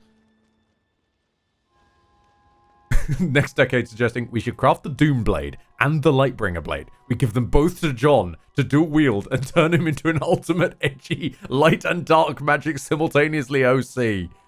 Ah. Oh, that's cruel. Ah, we got the powder from the Black Pearl. Of course, of course. Wand of the War Mage +1. Now that, you know, that's my kind of naming, where it just tells you straight up what it do. Gauntlet of Acuteness. Why are there two of the same manual? And there's the Soul Drinker dagger again. Uh-huh. I'll come back to you.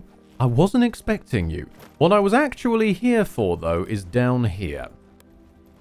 For there is a reason that we came here. And it wasn't just for shopping, although the shopping has greatly distracted me.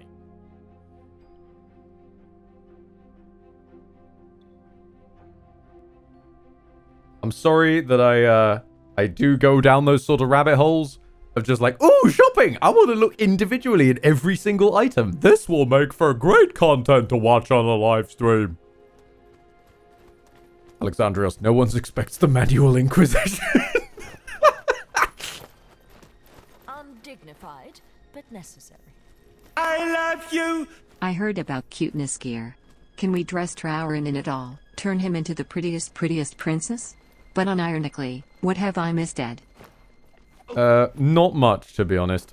What I missed, however, is can you see that there was actually a reason beyond just reputation, narrative, that we pushed this up here?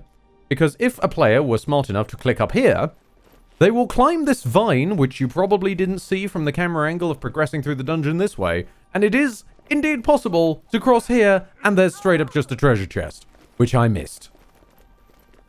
I will never forgive myself if I didn't come back and get some extra loot.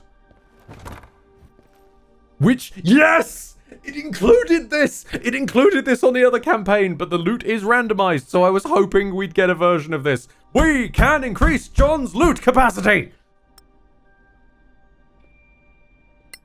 John will absorb more! Behold John's bag capacity!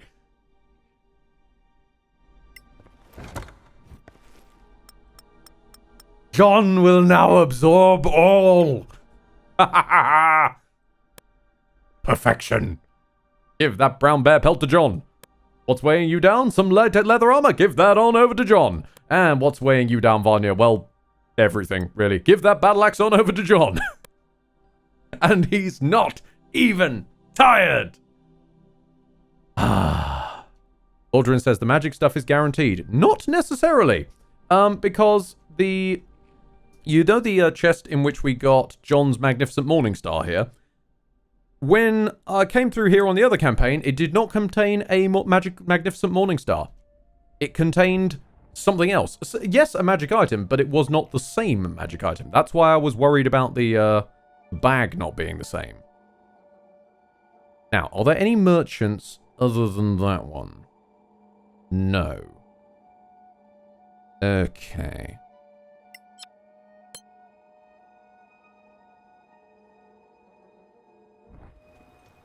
Next decade. I finally figured out who John is. He's Thanos' twin brother whose heartfelt desire to become as unbalanced as possible.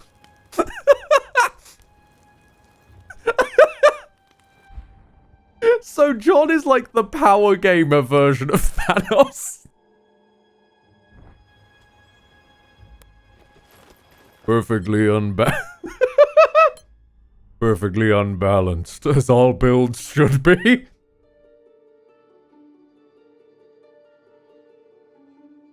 Oh, that's too cruel. We will come back to that lady once we figure out what we actually want to buy from her. Should we do that while we're here? We probably should. The only problem is I don't know what to buy. Because I can't tell, upon reading, what the different items do. I just have to guess. But when they're called things like the Doom Blade, I don't know if that's a one-handed sword, a two-handed sword. Like, what sort of thing are we dealing with? What sort of thing are we dealing with?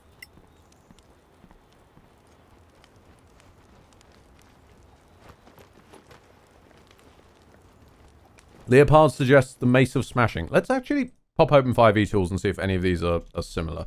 Does Doomblade exist on 5e tools? No, it doesn't. Mace of Smashing? Mace of Power? Okay, so the game has its own names for these items, so we're just flying blind here. Right. It'd be also great if I could filter it by what kind of weapon it is, but no, they're just filtered by crafting manuals, which is the entire inventory. I suppose we've got enough money we could buy a couple of them. She doesn't seem to sell anything Warhammer related. Chainmail is an option, but for now, John's, I think, doing okay on the AC front. Manual deflection. Stormblade great axes. Doomblade is a great sword. Right, gotcha. But there were things like the Lightbringer or the Stormbringer sword, which was just, yeah, like the Dragon Blade. What is the Dragon Blade, for example? Doesn't bother to say. What is the Warden Blade? We may never know. Stormblade longsword, at least we know is a longsword. Frostburn longsword, probably the same deal. Manual Mace of Smashing. I feel like this one has to be taken because I don't want to throw away. But then there's a Morning Star of Power. Okay, we'll buy that one too, but then that's all of our money. Okay, hang on a minute. I don't think, under the circumstances, it's a bad move to go to the Solasta wiki and go Mace of Smashing. What are we dealing with here? Alright, so the Mace of Smashing.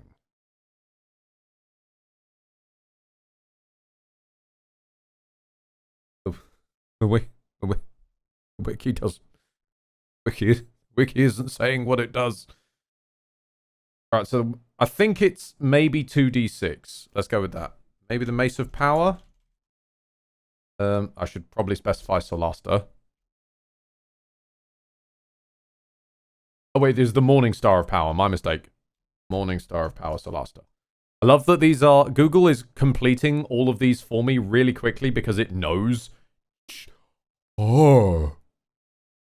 Okay, so the Morning Star of Power is basically a +2 Morning Star. That's pretty damn good. It requires a primed Morning Star. I don't know where we'd get one of those from. We've got plenty of primed Warhammers, but you don't sell any! God damn it, lady. We got primed daggers up the arsehole. How do we prime a Morning Star? I'm trying to find Manacallan Smith. Our illustrious champion. Omnitia, thank you very much for the resub 18 months. Hey, hey. Hey, hey. Exactly the same as a standard Morning Star, the only difference being it can be used in crafting recipes. Okay. It's a basic non-magical weapon. Can we create this? It can be bought from Headlong Sure Spell or found as random loot. Okay. Right. So we'll buy the...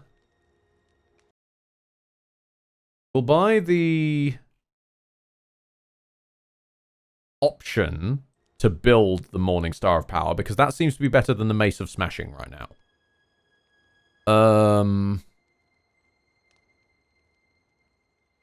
Now, we've probably got enough money that we can buy one more. Real helpful there, yeah. We can build Whiteburn. What is Whiteburn, game? You need to tell me these things. Like, bring a short sword. At least I know what that is. And there's also 2 manuals of Whiteburn. Are they different? Are they the same? We don't know.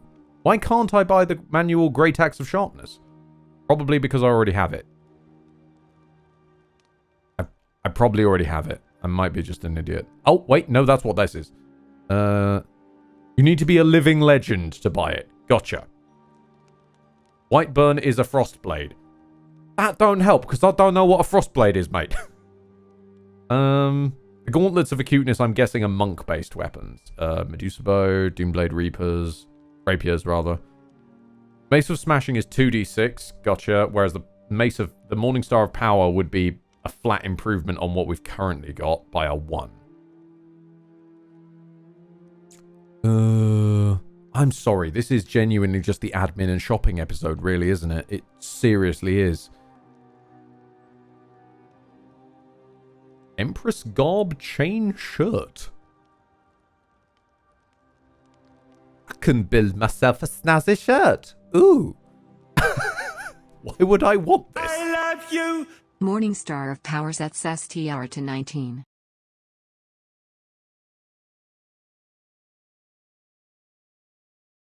That might not be a bad idea to give Vanya. Oh, I know we were going to give it to John, but actually, wait, that would solve Vanya's problem. No shot. Huh. Okay, well, we'll hold that in our minds for now, because John Boy's already got a +1 weapon. All we'd be giving him is a +2. But yeah, let's focus on that for Vanya. That would fix her problem without any leveling issues. Battle axes, great swords. You got any warhammers, love? Because I've got warhammers coming out my wazoo. No? Don't think you do you? No. Okay. We'll buy the manual for the Morningstar. I do want to get something moving eventually.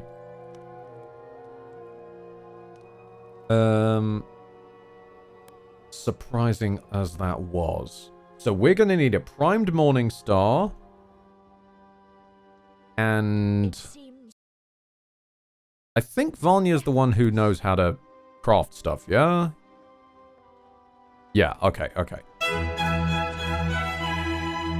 Rookie! Requesting some higher education. So we're gonna make Vanya swollen through the power of the Morningstar, the steroid smasher. Rookie asking, what is this game, Ed, and how are you doing, my favorite Brit? This game is D&D on a high school budget, basically. There were 2 early access D&D clone games. There's Baldur's Gate 3, which is still in early access, and there's this one which came out of early access.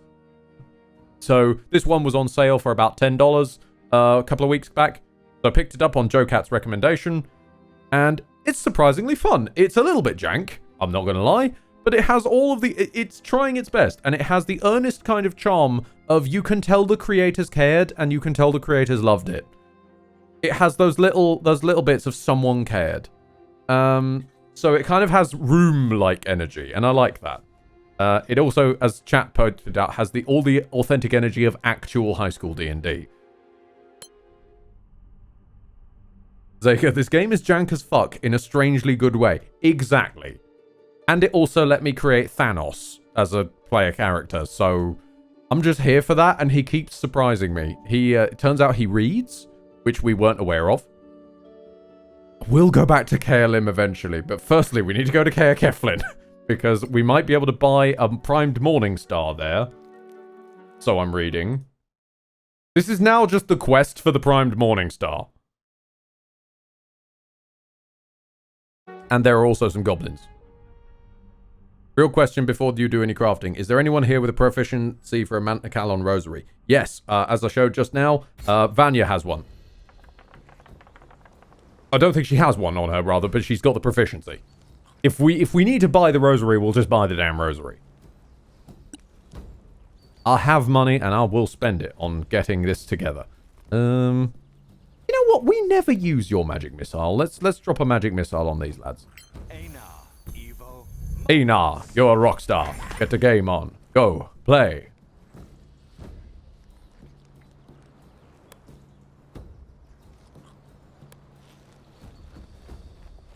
There is the dude in the upper floor of the tavern. Don't worry, I'm way ahead of you.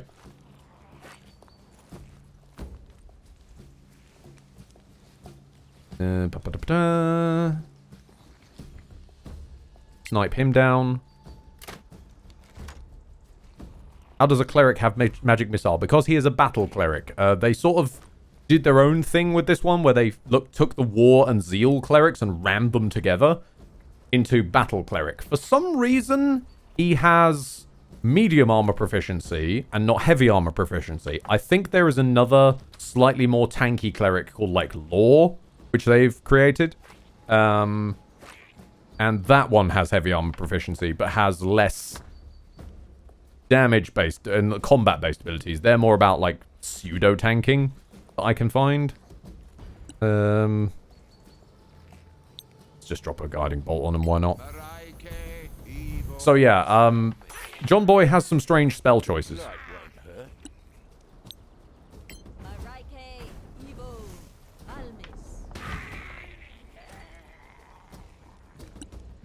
Drop me a spoo. Can we? Can we? Yes, we can.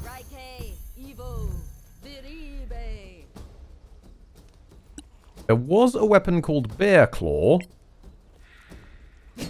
which was a +1 Morningstar that does an extra 1d6 worth of damage. But realistically, I think it's probably better if we just fix Vanya's lacking strength, rather than worry about giving John a tiny bit more damage. I don't know where I'm going to get a ruby from, which is apparently necessary, but we'll cross that when we come to it.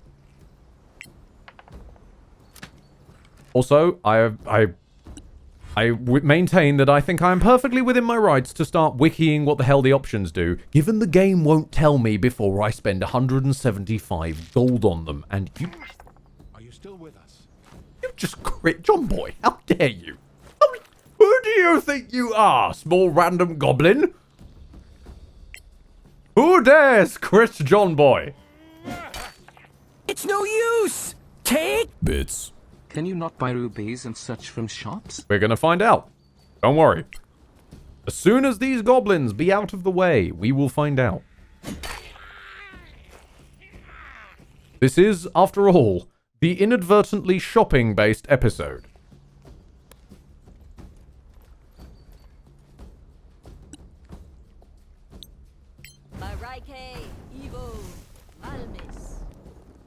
A modest success. Don't even know how you got that to phase through a fucking wall. Also, while I'm here, I forgot about something. There is an option. It's way down here somewhere. Hang on. No. Contextual camera frequency. You can turn up how often it does the cool little camera angles. So I'm turning that up now.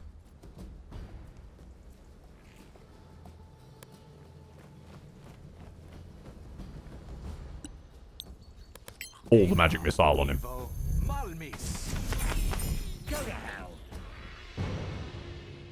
There was something deeply satisfying about watching basically Thanos casting a purple-based magic.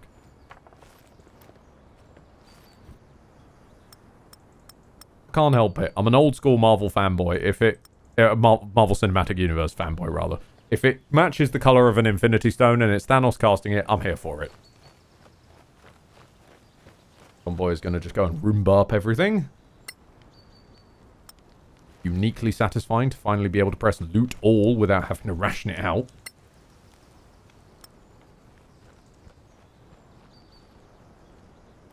This also means when we finally descend upon Caer Keflin, we are just going to destroy the economy by selling them everything we've got lying around. But, you know, it'll be fine, I'm sure.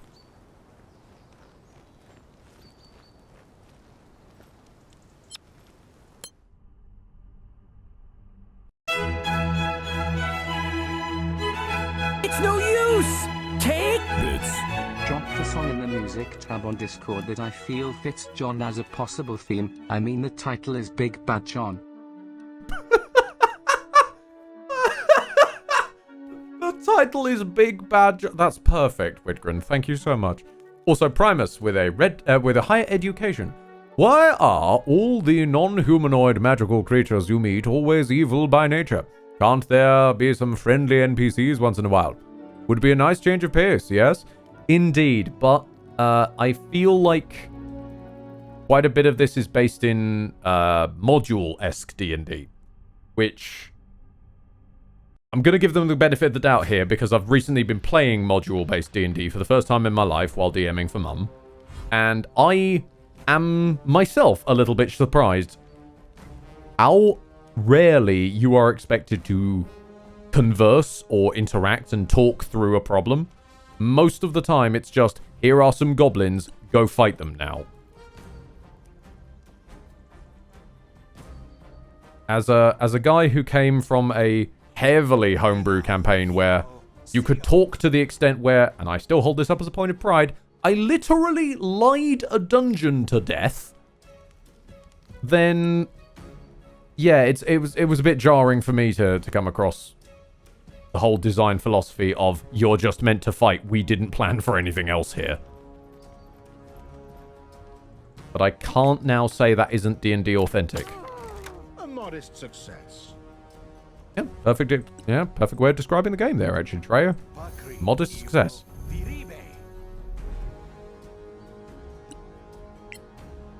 D&D is a great tactical skirmish game with roleplay elements. Book D&D, yes. Homebrew D&D is the other way around, I'd say. Light a dungeon to death? You need to elaborate on that, my dude. Okay, since we're doing some boring, middling combat with acolytes who I get the feeling aren't gonna really survive very long anyway, we'll go into storytime mode. So the day I lied a dungeon to death. This actually is a story involving the original Treorin Diath, not the cleric version. Original Treorin was a half-elf bard / warlock who had expertise in deception. This becomes important. Because, basically, we were midway through attacking a fort, which I think was held by some gnolls, I want to say. It wasn't just gnolls, but we'll get to that. So we killed our way through some gnolls on the way in, and they had a couple of pet basilisks. We fought through them, that's fine. Then we got to the Corridor of Doom. And the Corridor of Doom was a bad place to be. It was an ordinary corridor, except for the fact, as we later found, at the end of that corridor was basically the dungeon's equivalent of a mini-boss. It was one of the generals of the BBEG and all that business.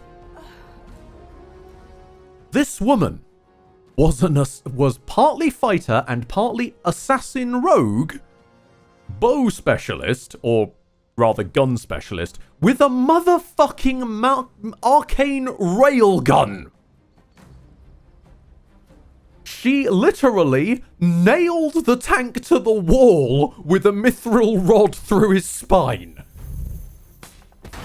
We fixed it with some magic, but he took what became a running joke in that campaign of 3 turns of ennui as he pondered his life choices that had led to this point. Wait till the next one. And based on this, we were very quickly rather out of spell slots. We were rather out of healing potions, and we now had no idea how to cross this bloody corridor because we couldn't see her, which meant she always got surprise on us, which meant that, being an assassin, she always got a crit, and with the arcane fucking railgun. We had no clue what we were supposed to do about this.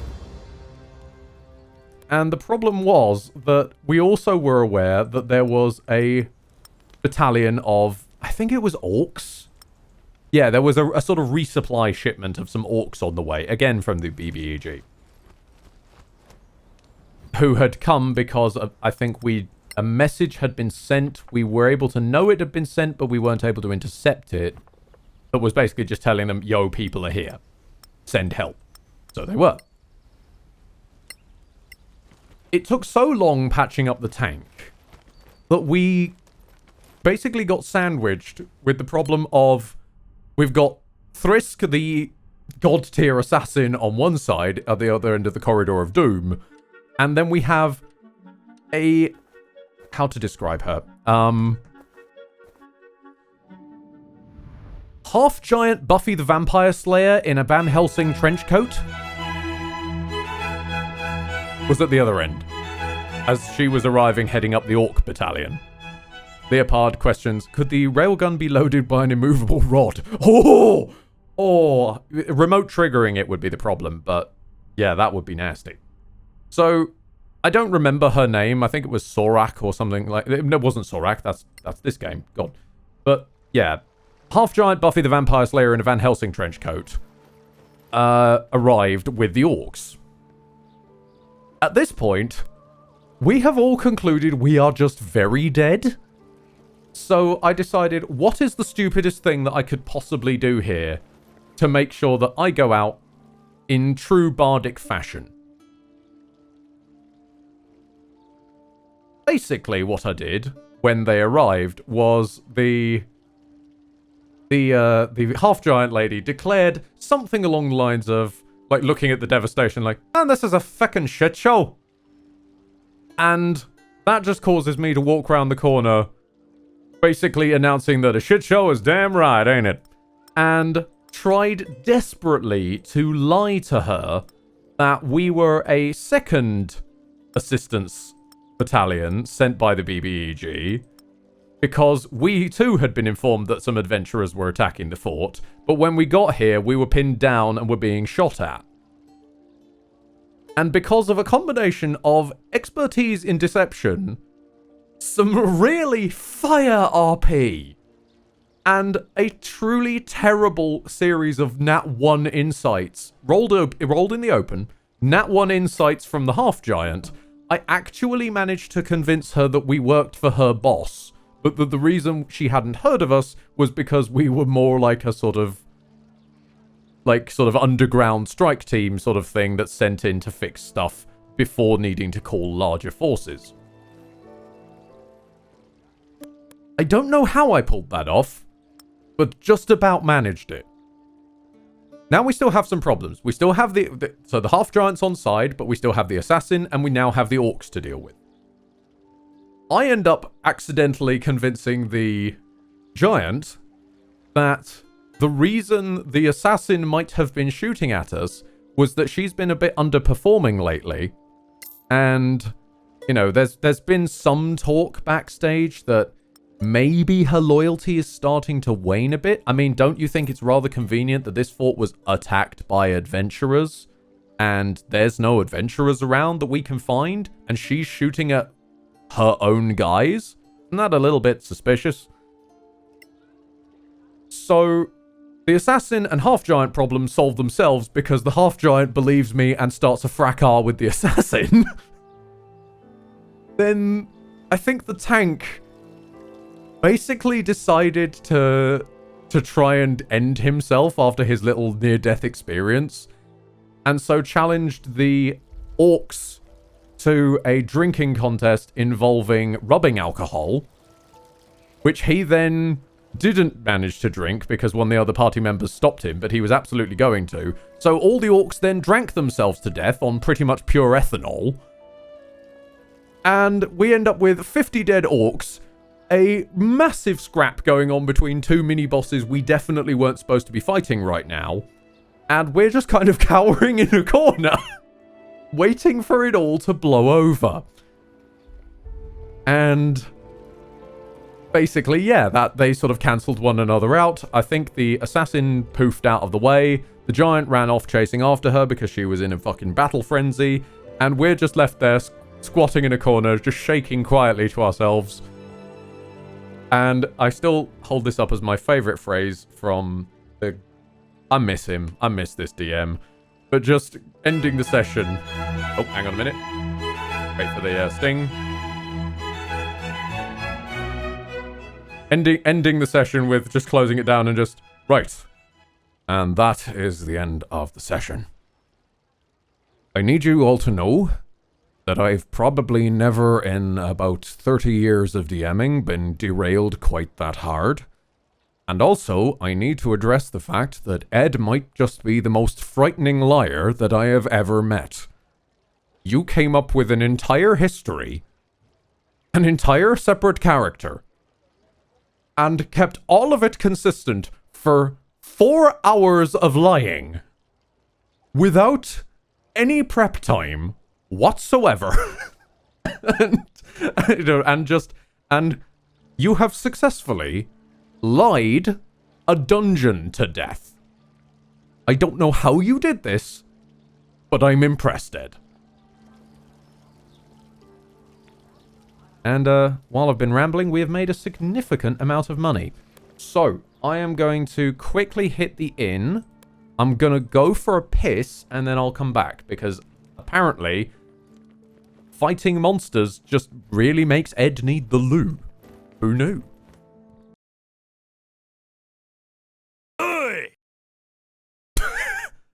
I just sat down, Blaine. Really?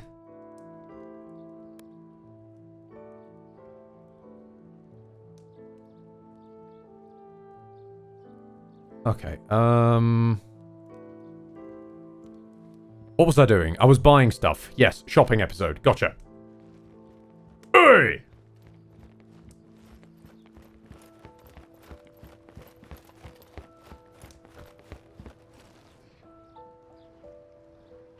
higher skies, adventurers.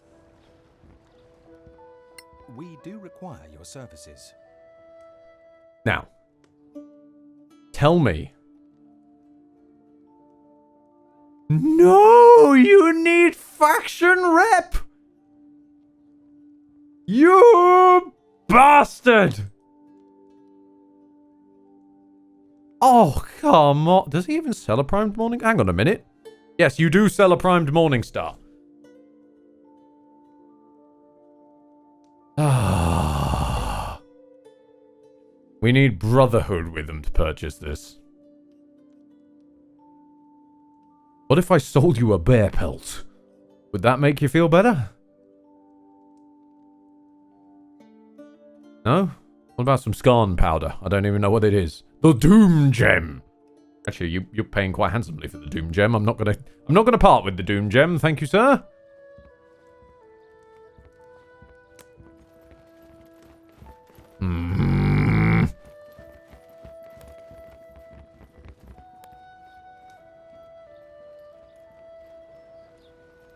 I am somewhat knocked.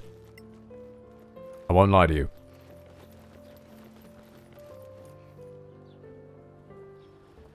Hello. What do you say? Mostly potions for... I wanted to open the shop. Thank you. You at least sell a blood ruby.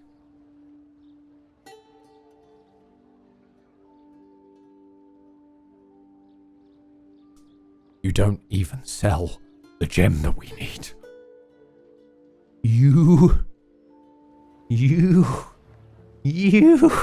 I'm going to kill you. All of you. You are standing between me and cool magical items. Do I have one in here? No. Do I have a primed morning star in here by any chance? Why have I got an ordinary ass mace in there?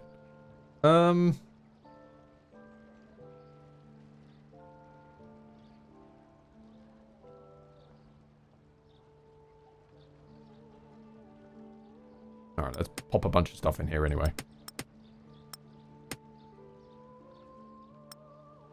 Okay, everyone's saying you hovered over it. There weren't any red gems that I could see.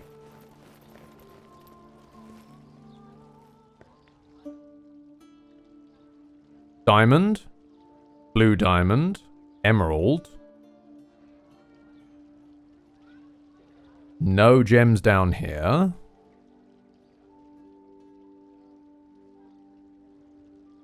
Health potions up here. Potions of Hill Giant Strength, Fire Giant Strength, right hand column, right?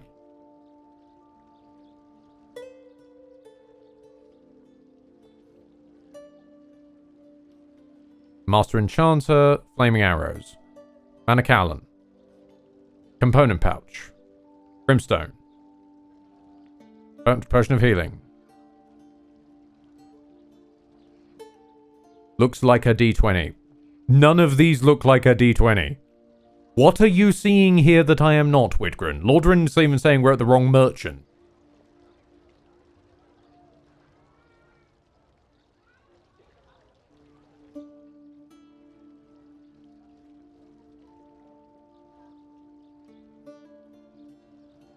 Yeah, Lordrin says it's at one of the faction shops, which would check out, given how much we need to buy from the faction merchant to even get the primed Morning Star to start with. Was mistaken by the blood daffodil and low settings. No problem, don't worry about it. Many a time has a man mistaken a flower for a small rare gemstone. It happens to the best of us. What do your Yes, next decade. What do your John eyes see, John? Oh, I can't see shit. Emeralds. Does anyone have a blood diamond?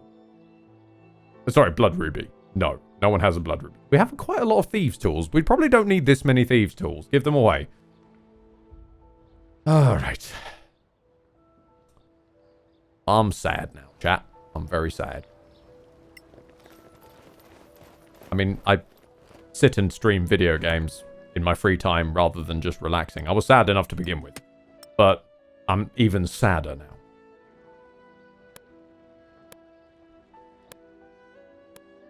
Put that gem back where it came from, or so help me.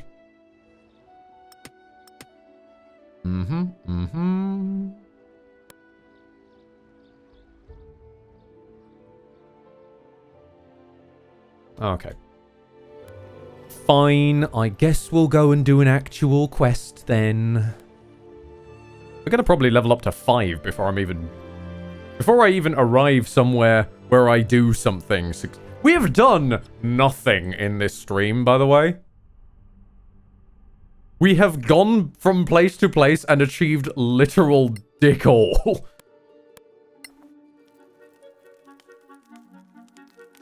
It's been 2.5 hours. Can I just walk around them, please? Come on, guys. He's the one that's by the council area. I'm sure he is, but everyone requires faction rep, which we don't even know how to get yet. They keep just saying, oh, if you find any antiquities. We haven't found any antiquities that I'm aware of.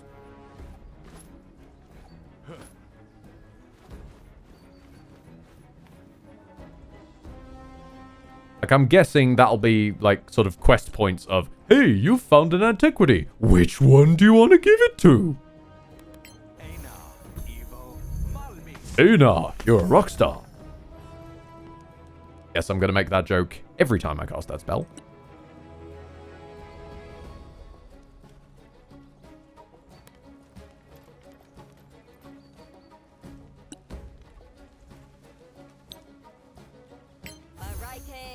Might as well just burn all the heavy-duty spells on these lads to get them dead. Since we're in the pocket dimension, might as well use it. Why not bless everyone? Yeah, that seems like a good shout.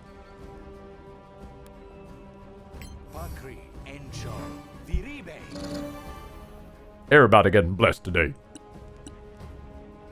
Okay. Give it a guide on him. That'll do. Rep loot is the random books. What, like the Dragon's Den avatar? Hang on a minute. We'll get out of this combat and then I'll find out. You can see who wants them.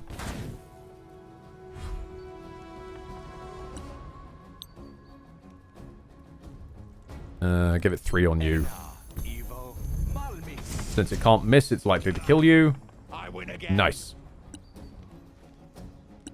Fanny, if you would. Take bits. Somebody once told me this world was gonna roll me. And I said no, I am the one who rolls. John definitely, The Imbalanced Tomes Volume 1. Perfect. I love the idea that there is a secret lore to John Definitely's adventures now. John Definitely became the inadvertent protagonist.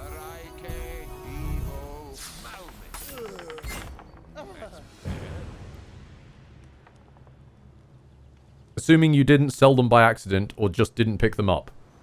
Speaking of picking things up, John Hoover.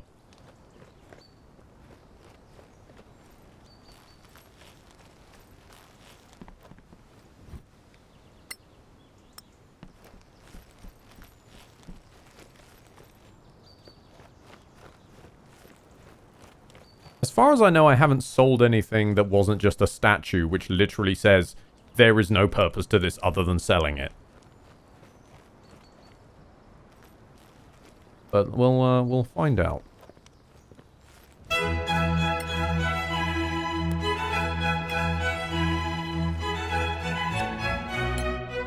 Sorvax with a higher education. So is Ed is the A-team good enough to give Tiamat a swirly yet? I think John's getting there. Once we fix Vanya's strength, I think they'll be perfectly fine for it. What does sadden me a little bit is this game's level cap is 12. It doesn't cap out at the full 20. They will get there eventually, though. I think the next DLC that releases in May is... It has like a boost up of the level cap, I believe. We will be 16 in May. Exactly, Lordran. And it will be sweet. They're getting there. And they certainly seem to be getting there faster than Baldur's Gate 3. It's no use! Take bits.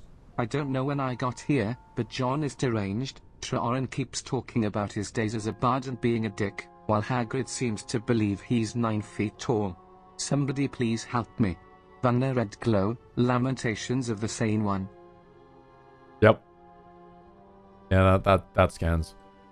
While we're here, should probably grab evidence of the goblins having culture. Pockhead, may I share with you a character build from Heroes of Might and Magic? Throw it on in there, why not? We're in glorified just chatting mode since we're just doing quest admin.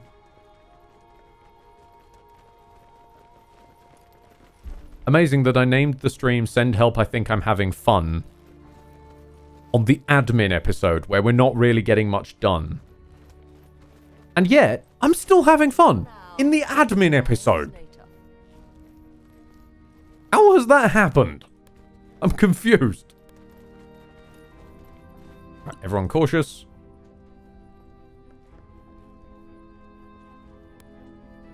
Because I'm guessing they've... Aha! There are suddenly ogres now. Okay then. And wolves.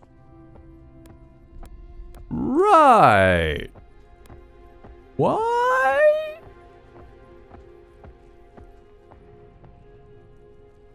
Good game that appeals to silly nostalgia. I suppose, maybe? Possibly. Perhaps if you tried to be loud instead.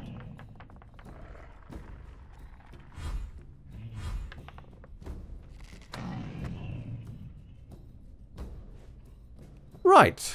Okay then. So the ogre is unlit, which is not great.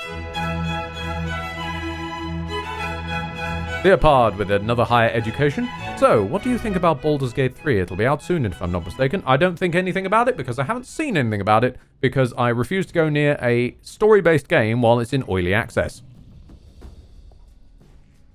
Because that just sounds like a quick way to get all your story-based cool cutscenes ruined by people's heads rotating 180 degrees through their own torso. Which I'm pretty sure actually happened.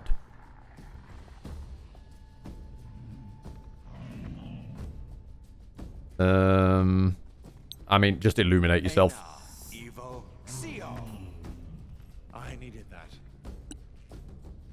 Why does it sound like John just took a piss?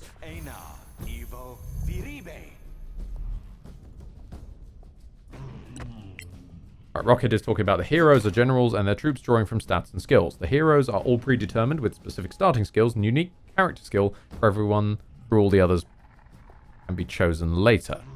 Right, gotcha.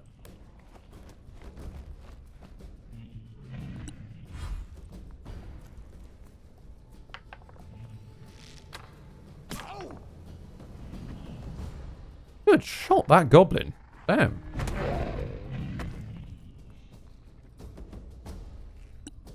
Right.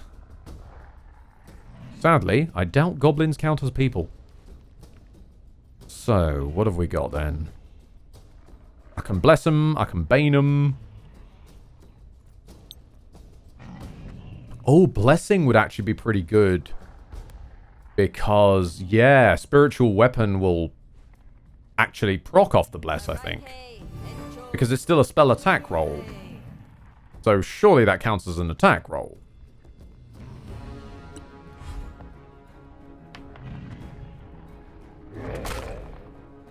Treyo is about to die? Whoops. Hang on. Hold on. Hold up. Hold up. Hold up. Okay. Drop that. It's also probably a good thing that Vanny's the one who casts Spiritual Weapon because... Sorry, who casts Bless because she's got the whole...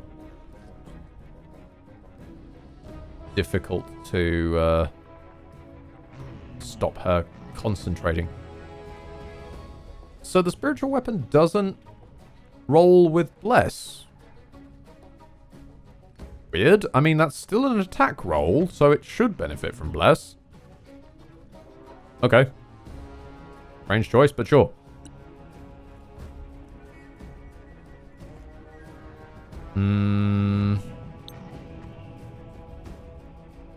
You didn't bless Treorin, did you? Yes, I did. There he is. Blessed.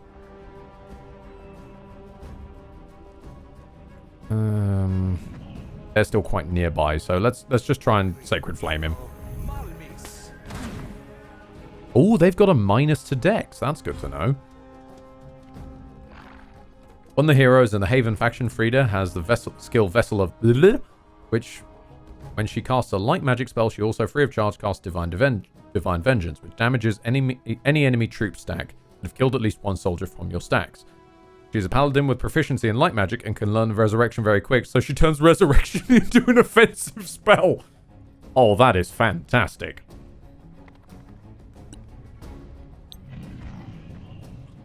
What a concept. I said, yep, what a concept. I could use a little light myself. We could all use a little change. Go in there and smack the ogre, why not? That would be why not, because your rolls are dog shit. Okay.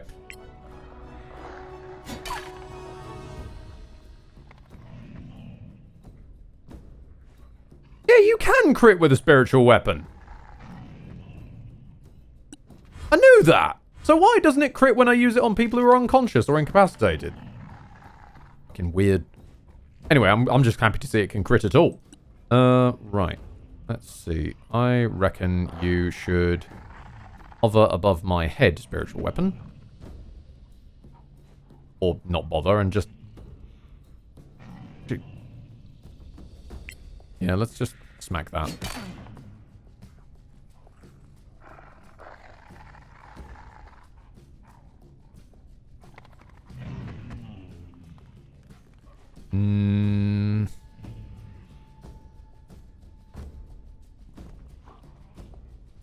Just go for the ogre.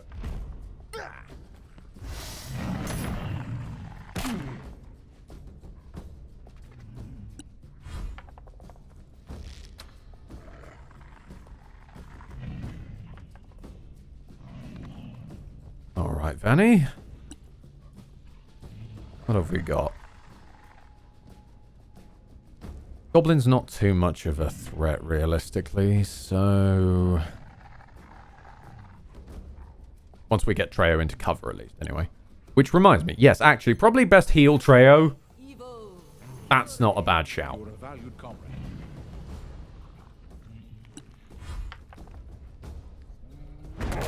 Very glad we healed Treyo! Very glad we healed Treyo! Treyo, mate. Probably best if you've got a healing word, don't you? Yeah. Disengage, me old mucker. And go hide behind something big.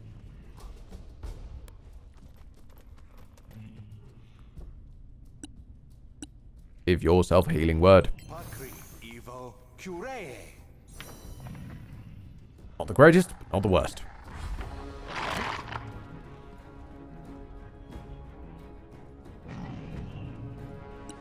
Continue to smack the wolf. Or not. It's fine too. That's fine. That's fine. Oh my god, you lads. Right. Wiggle yourself over there.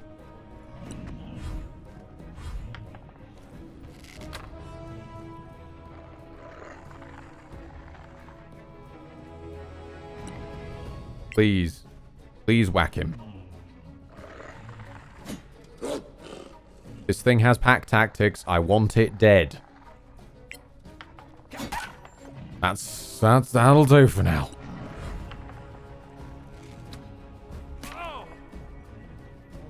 Fine. Got plenty of health. Let it be. Let it be. Now. Where would we need to stand in order to poison as many things as possible? That'll do!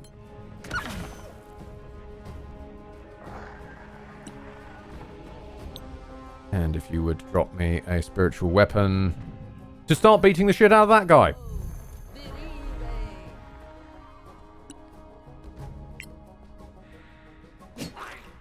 Oh my.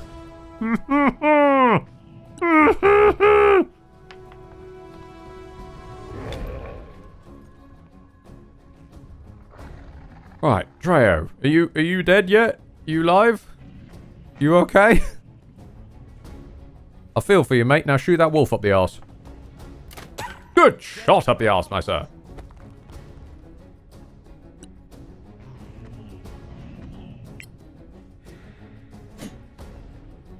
Ow. Ow. It's the size of a brick shit house, mate. How are you missing?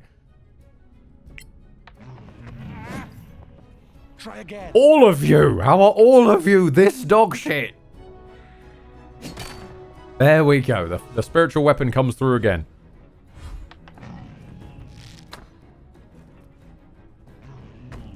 Alright. John Boy,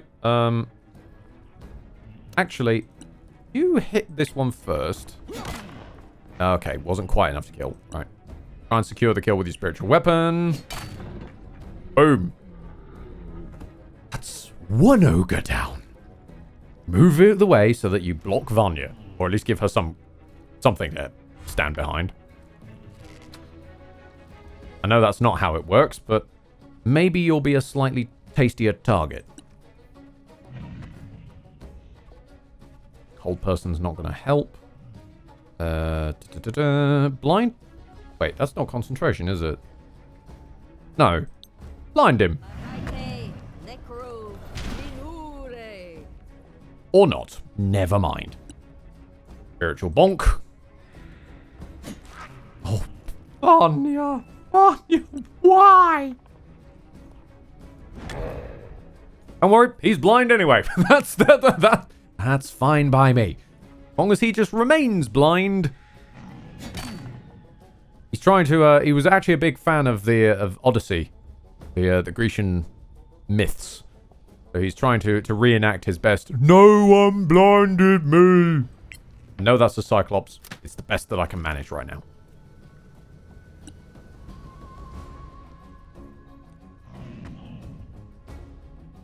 Right, Hagrid, just get really high and try and donk him in the head. Aha! It was the height that was the issue. I see. Well then, bring your spiritual weapon up to join you. Yep. Apparently you just need to be fighting them at the correct height.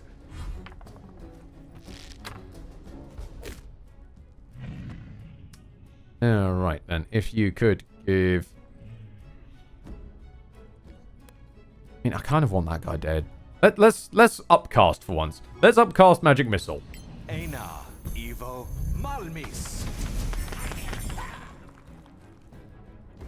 He's still not dead. That was only half his bloody health as well. These Goblin Archers got a fucking upgrade. Good God. Okay, I have a newfound respect for you, Goblin Archer. Well played. Have a spiritual bonk. Finally hits something. Good bloodmin lord. No point in that one. Save base. Still some damage. It'll do.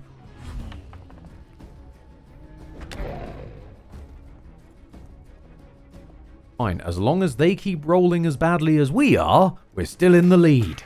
Victory is mine.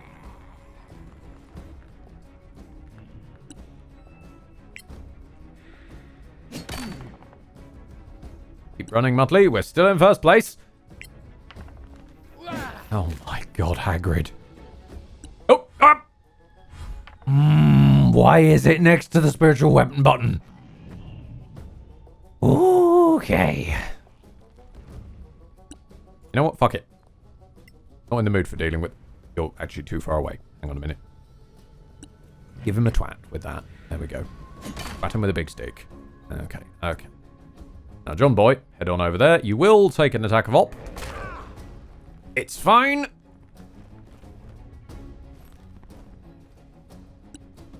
And I am angry at this goblin. Ena, Evo, Malmis.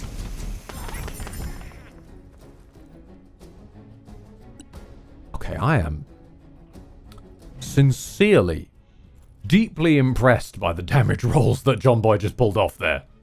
Well fucking played, that man.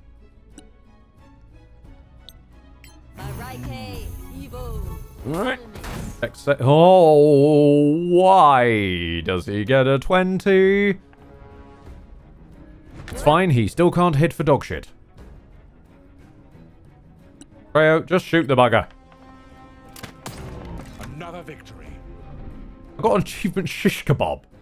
Killed 20 enemies using piercing damage. Oh, thank you. I love these little themed achievements. They're very cute.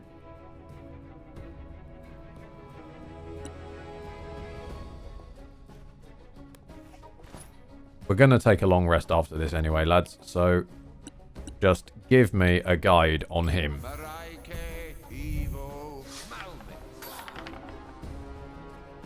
Still not enough.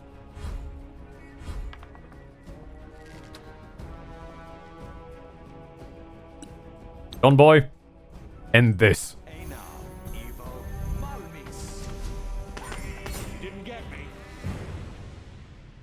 Alright, okay.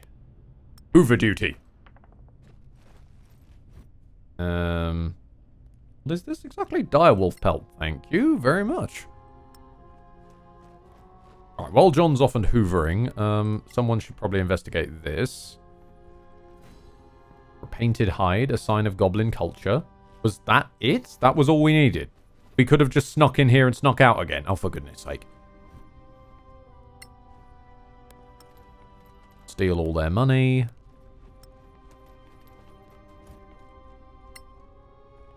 But then again, this doesn't run on milestone leveling, much to my annoyance.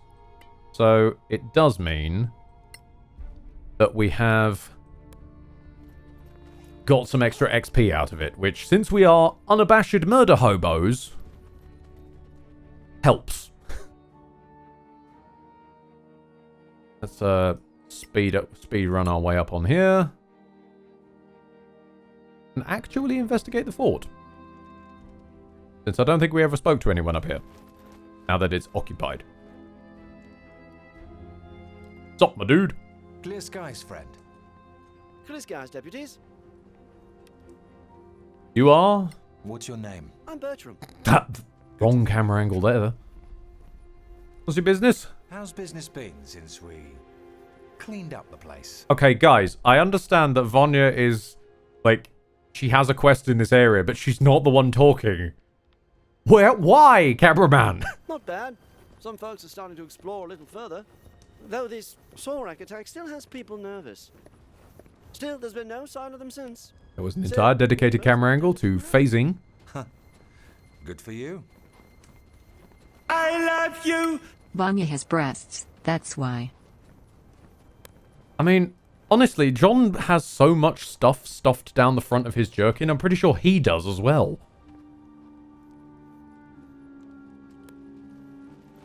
Right. So we were looking for...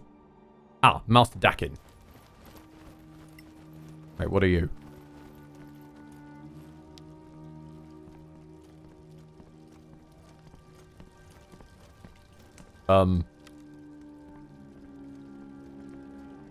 I touched the wall. Was I not supposed to have touched the wall?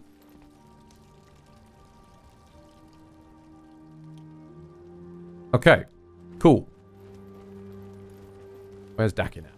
There he is.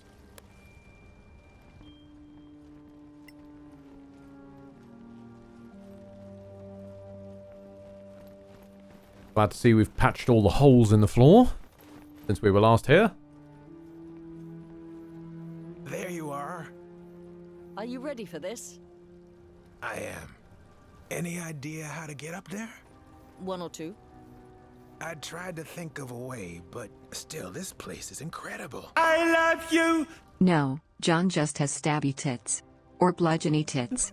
Whatever. What the hell is murder Vanya tits? can't murder a wet paper towel with her strength, so the cameraman doesn't fear staring at her torso.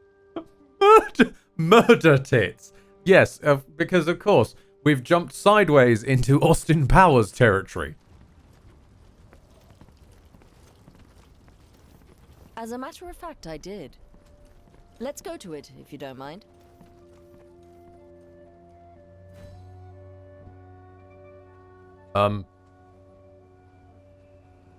Game, you want to explain why there's a floating rectangle up here?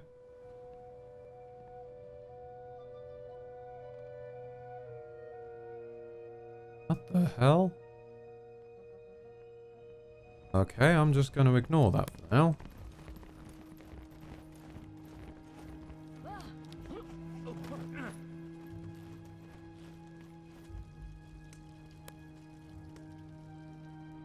There was a minor gate here. Let's go to it. We have gone to it.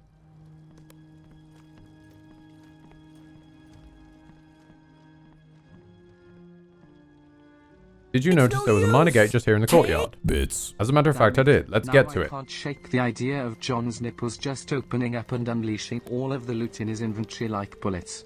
Curse you, Edward. So, what you're saying is that basically John Boy might have the power of random bullshit go. That's fair. That's fair. I can see John pulling it off.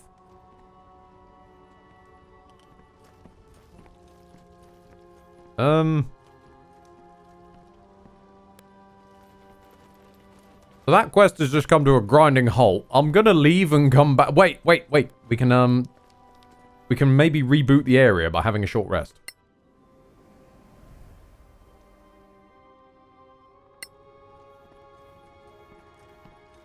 Nope, still can't interact with it.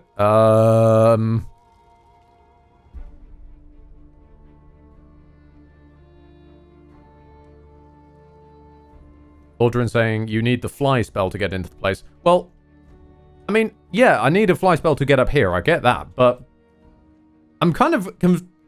They literally told me to do a thing using the dialogue of the quest. And then nothing with it.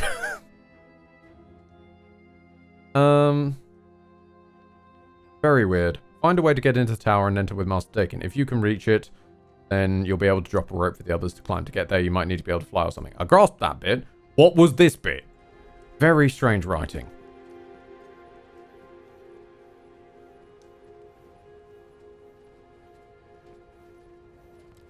So someday we're going to need to find a scroll of fly. Lega's suggesting maybe reload a save. Ooh, fair point actually. What time is it now? Okay, so this one is from about 5 minutes ago.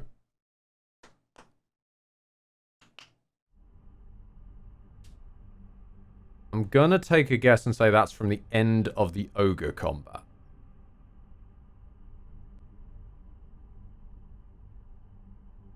I believe the Ed curse may finally have struck. We may have glitched something. Yeah, alright, so this was before John's Hoover looting. There wasn't really anything cool to Hoover loot. So, let's just not bother Hoover looting.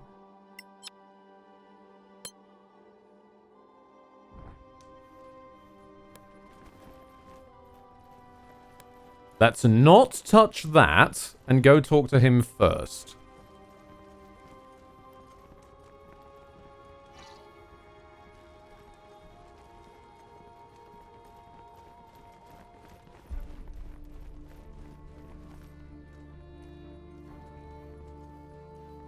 There you are. We know.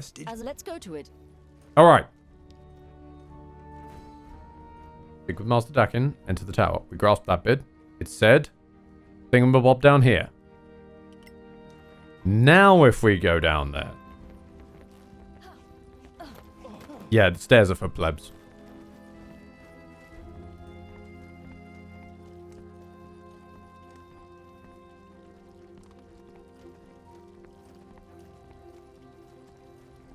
Nope. Oh, there's nothing there. Also, I'm being asked, did you get goblin books? As far as I know, no. I don't think we got goblin books the last time. Because we just hoovered up a bunch of scimitars. And maybe some money. Huh. It has nothing to do with the quest.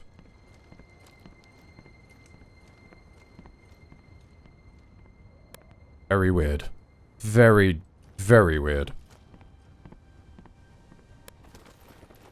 Well, have to come back when we got a scroll of either Misty Step or Fly then, I guess.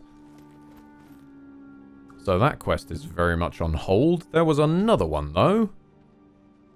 Goblin Culture we've done. Honor Your Masters. Something about a birthday.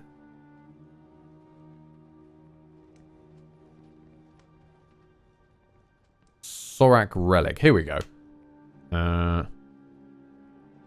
Must have left traces, weapons or something. Search their camp that's in the caves. Gotcha.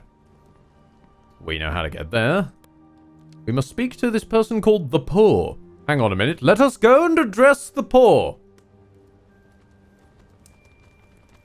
Oh yeah, while we're en route, someone said about books that people might want. Notes of a strange statue.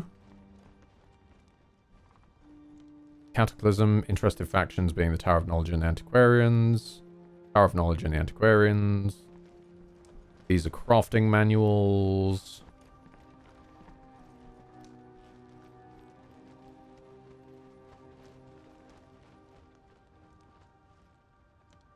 Unfinished biography. Antiquarians. Anybody got anything that the Arcaneum want? Anyone at all?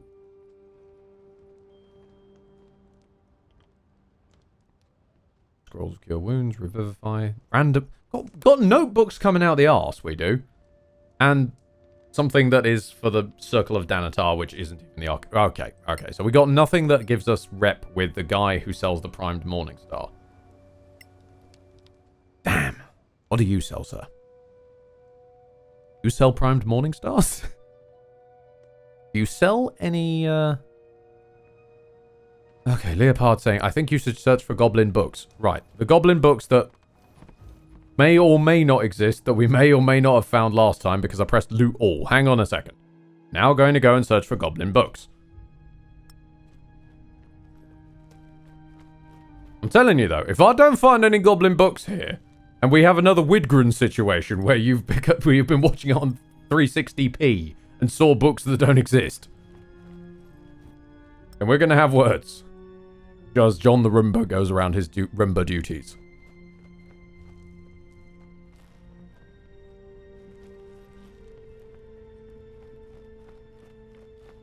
It's no use! Take Honey and scimitars. Starting a petition to rename the stream The Quest for the Primed Morningstar, a John definitely tale. Scimitar.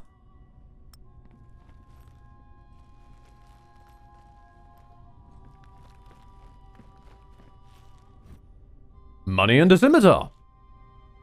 As far as I know, that is all the loot. Oh dear, there are no goblin books. Oh dear.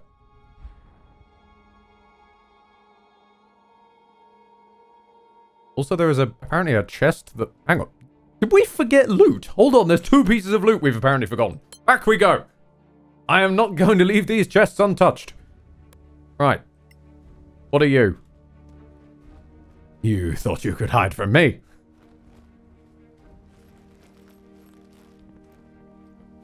Do you hold the secret goblin books? Oh, you have a shield and... Ooh. Oh, pearl. Thank you. Always happy to have one then. And what we got hiding around here? Got another chest.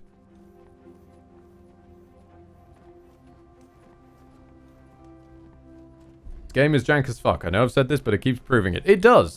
But with the whole situation of let's go touch this wall for no apparent reason, and the game literally tells you go and investigate this wall, and then nothing happens with it.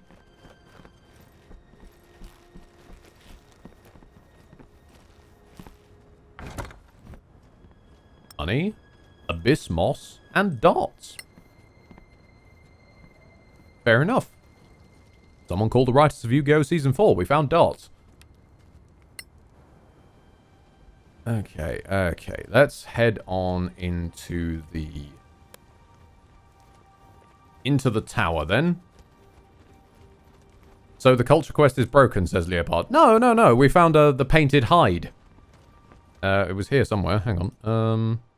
Yeah, you found a painted hide bearing strange writings in a goblin language. Perhaps proof that goblins have a written tradition. I also love that they keep moving while I'm in the menu. That's really cool.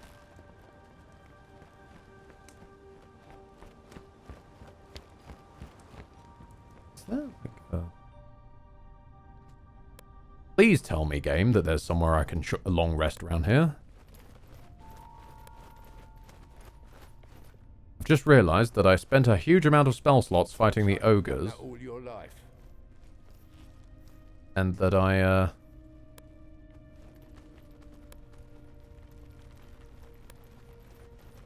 the wall was supposed to be done on the first run through this area. Of course, yes. Because don't we know that touching a wall has a very strict time limit. And of course, if there's a way to break a quest, I will bump into it. Let's have a long rest, because I don't trust the fact I have no spell slots right now.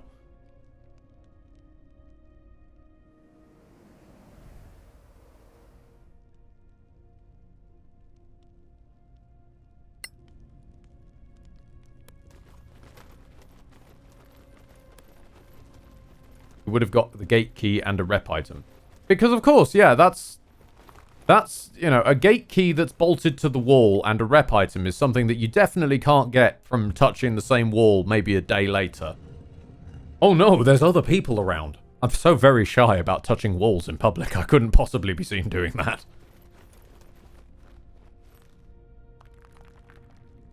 Oh hey, these are still burning. That's actually really cute. There's... Oh. I'm glad I left those burning. Oh, there's spiders. Lovely.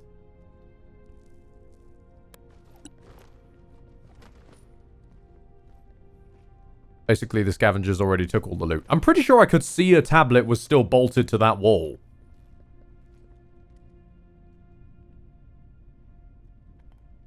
Just went past the Sorak camp.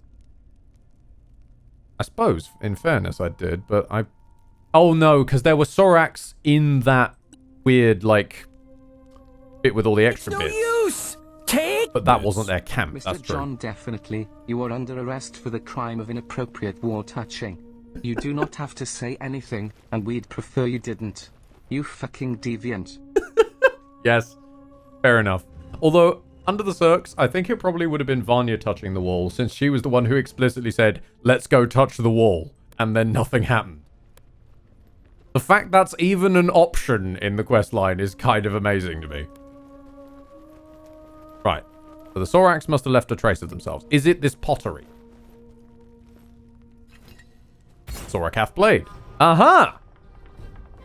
Well, I'm very glad that I actually skipped this place the first time because it reminded me to take a long rest here. We got an assassin and an assassin. Let's... Wait. This is completely stupid. There's no reason this will in any way be helpful. I really want to make that... Hang on, can I see the assassin from anywhere? Like here, even? Yes, okay. I'm gonna try and make the assassin shiny.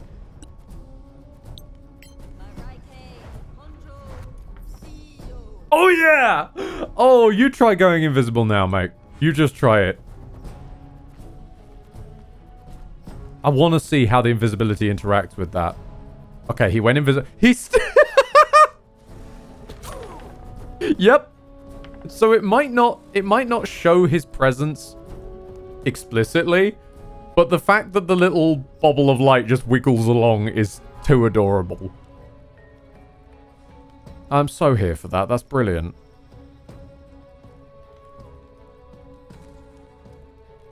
Okay,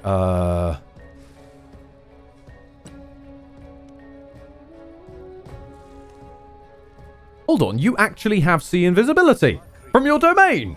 I mean, you can't see anything. Maybe it's a buff. Hang on. Yes, he can perceive invisible creatures.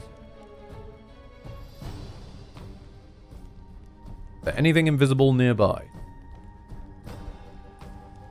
Not that we can see. CC. From the bottom of here, the deep blue CCC. Ah, I think it's next to her. Was that right? I think it was next to her.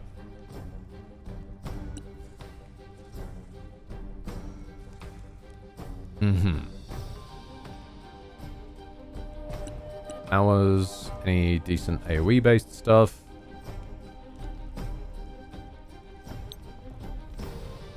Ah, that's that touch range? Hang on.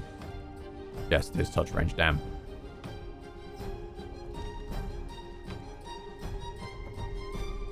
You don't count as a person, do you? They do!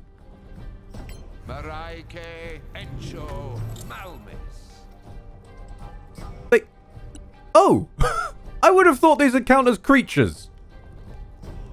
Or, like, monstrosities, or something. But not humans. Alright. Yeah, I'm with you. Let's fucking go.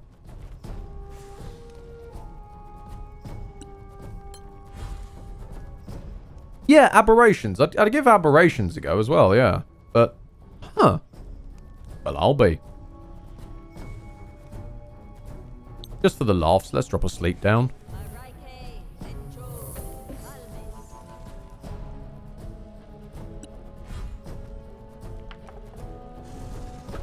There he goes. You've endured worse.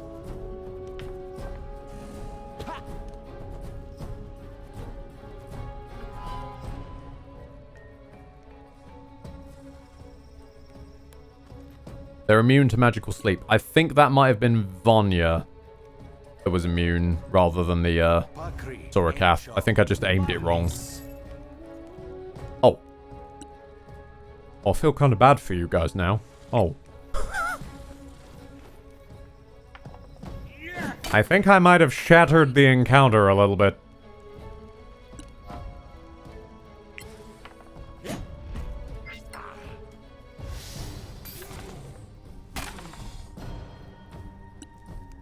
Let's make it even worse. Let's make it just even dirtier.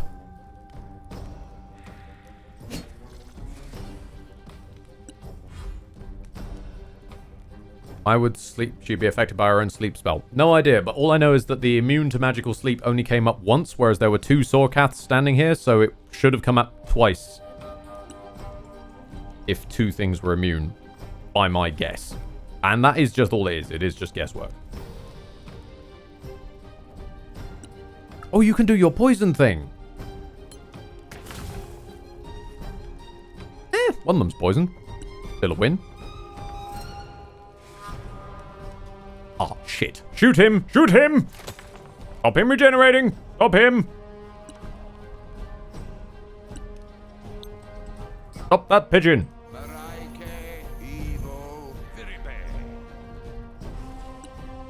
Smack my Liz up. Excellent.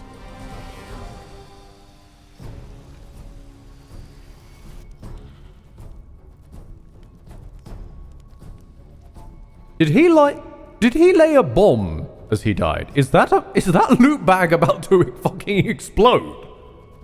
It looks like it.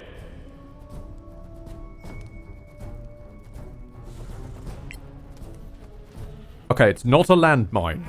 This is good to know.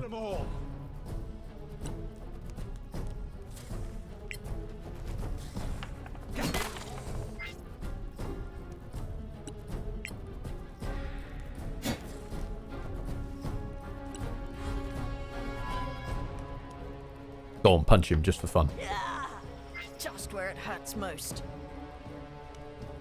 Yep, that is the second time she has crit with a punch and done literally no damage.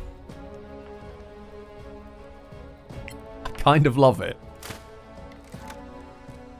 Even when she crit punches, it does fucking nothing. Well deserved. Her strength is that low.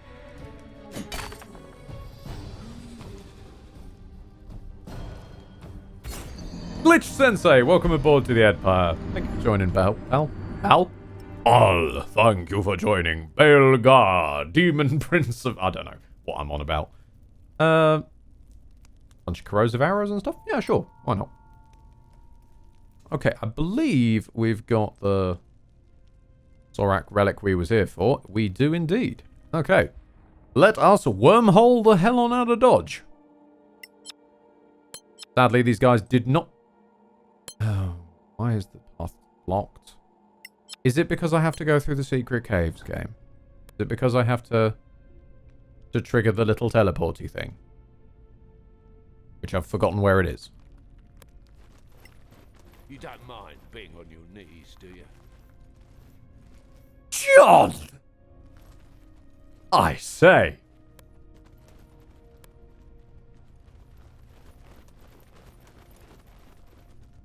Who was he even saying that to? My headcanon is Treorin. 100%.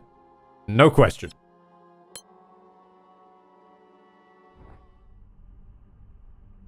There's something endlessly funny to me about watching his little head bobble go woo all the way along the map.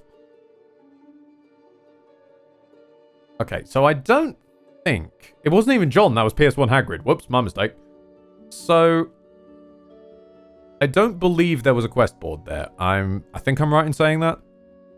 So we probably have to go back to good old Caer Keflin. We have nothing that interests the Arcaneum, which makes me sad. Because it means that we can't get the primed... Oh my god, who are you? Spies. Great, yeah.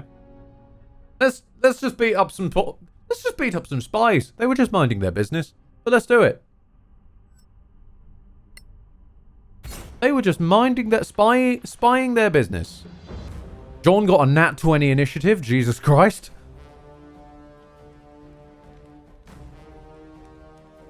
But John will not suffer a red spy in the base.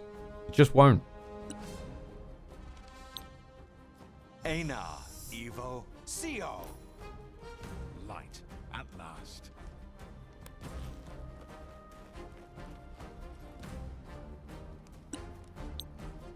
Einar, Evo. Jarva, can I offer you a donut in these trying times? Mate, I would absolutely happily have a donut right now. I foolishly didn't order quite as much from the shopping order as I thought I did. So I was missing a couple of essentials in my book. Donuts being among them. Now, granted, I could walk down to the shops and get myself more donuts, but I'm pretty sure they're sold out by now because they sell out I love you! See, I think John wouldn't mind red or blue spies. After all, he's purple. I think he's the result of fraternization between teams. Are you okay? They just straight up ignored that sleep. Damn. Also, the idea that John is purple because he is the meeting of red and blue team somehow checks out. Right, well, if they're going to just ignore sleep like that and be mean about it, then we might as well shoot them. Ow, ow. Oi! Treorin, why are you back on the acid arrows again? You put that crossbow bolt back where it came from. My boy is constantly trying to sneak the acid arrows in when I didn't ask him to.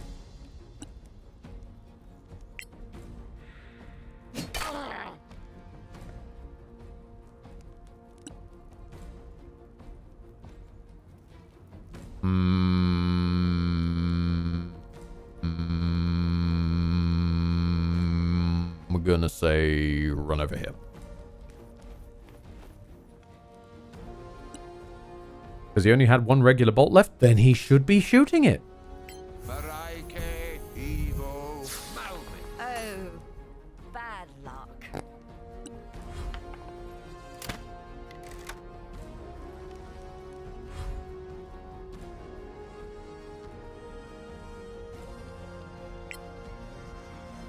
There was something about the drawn-out way Vanya went, oh, bad luck. Just... Yes. It just perfectly communicates the long-suffering nature of hanging out with this party for an extended period of time.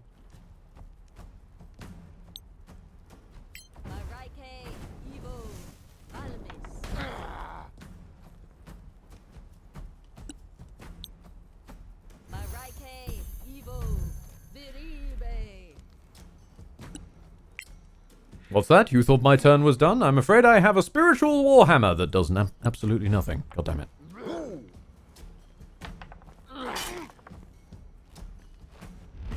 No.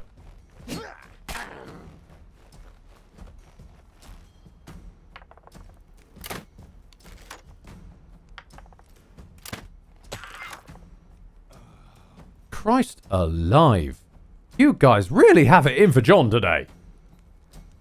Wow. A palpable hit. Serves you right. Where's my spiritual weapon? Spiritual weapon? Don't come.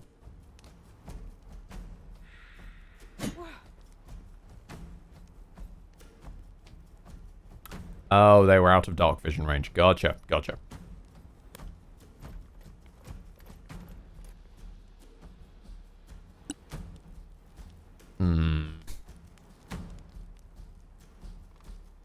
Might as well start hoofing it on over here, to be honest with you, Hagrid.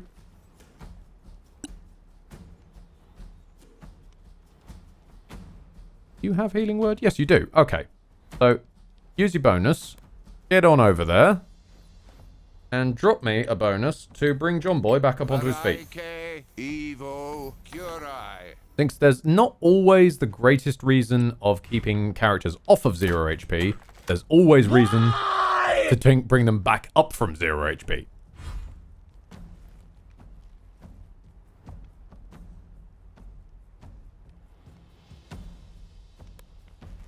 Pop yourself over there. And Divine Fortitude, since you can basically generate 12 of your own HP. And it's a long rest. Drop me down another spiritual weapon, my boy. Get used to spiritual weapon. You're gonna be seeing it a lot. You've already seen it a lot, but get used to seeing it even more. You could do with a guiding bolt, sure.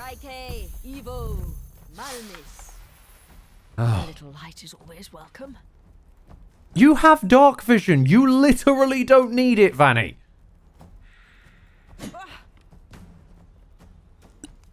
Or were you desperately interested in what color they were?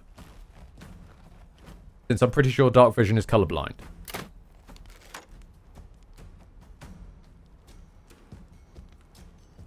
Alright, Treyo, take a shot on them.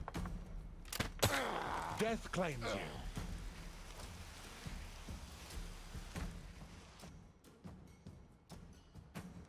Is that what that little dropped a bomb kind of look effect is? Because they died from an acid weapon?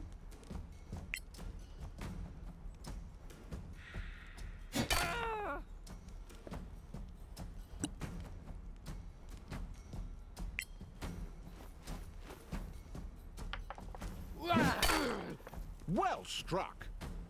Anything I can blast you with? I could just pin you with the power of spiritual weapon. Fine. Fine. We'll pin you against the wall with a spiritual weapon. Why you ran into this corner is a bit beyond me. But I'm not going to say no.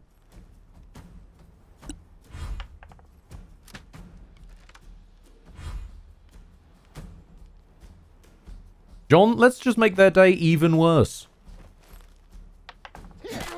I win again. Yes, you do, John.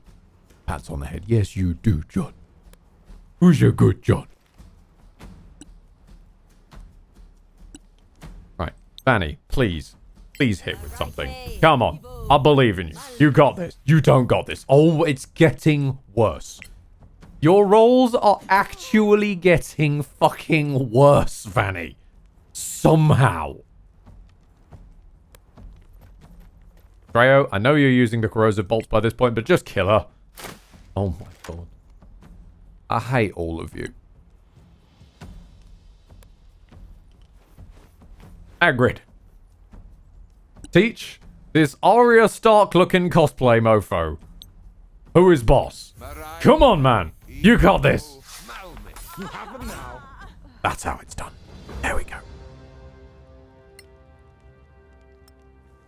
John Hoover.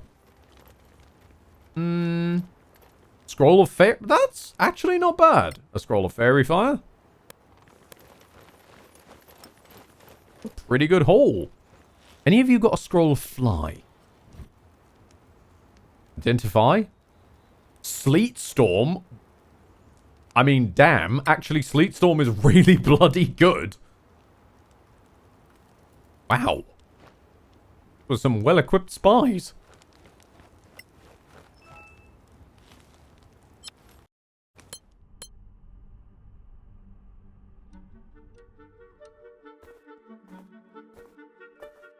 ain't even mad. That was pretty fair. Pretty fair.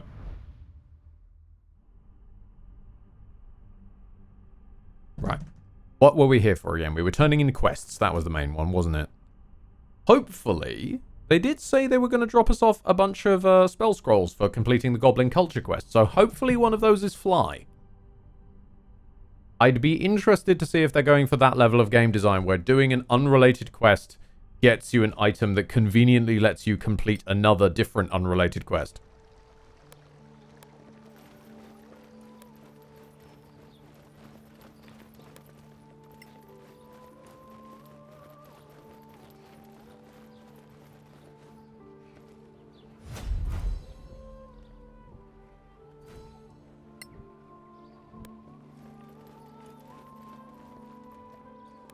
Cool.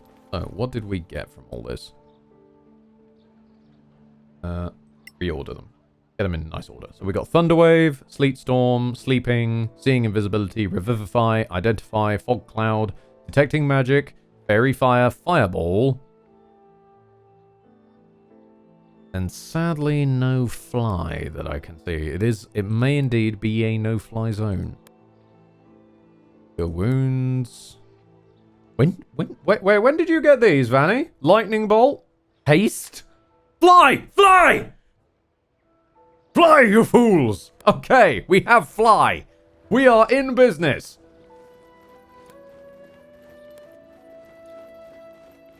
Alright. About face, before we do that, let's sell the meaningless pile of clubs that have been absorbed into John. Why did they go to her inventory instead of John's? John has so very much space. He has, if anything, you could say a space gem. He is a gem when it comes to having space. Yeah, I'm sorry that we've just descended on this trader once again to sell her an unbelievable amount of meaningless garbage. But we do get 72 gold out of it, so I'm not complaining. And we're going to buy oh so many crossbow bolts. I'll take your entire stock.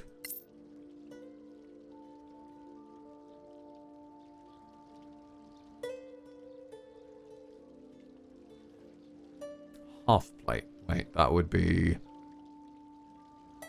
15 plus 2. So that's 17 versus 12 plus 5, which is also 17. Literally no benefit. John Boy became his own half plate. He doesn't need your pathetic half plate. He is the half plate. I love you. Is there a scroll of Jeff Goldblum? No, obviously not. Because Jeff Goldblum is a gem. Yes, Jeff Goldblum will need to be slotted inside of the Crown of the Magister later on in the plot.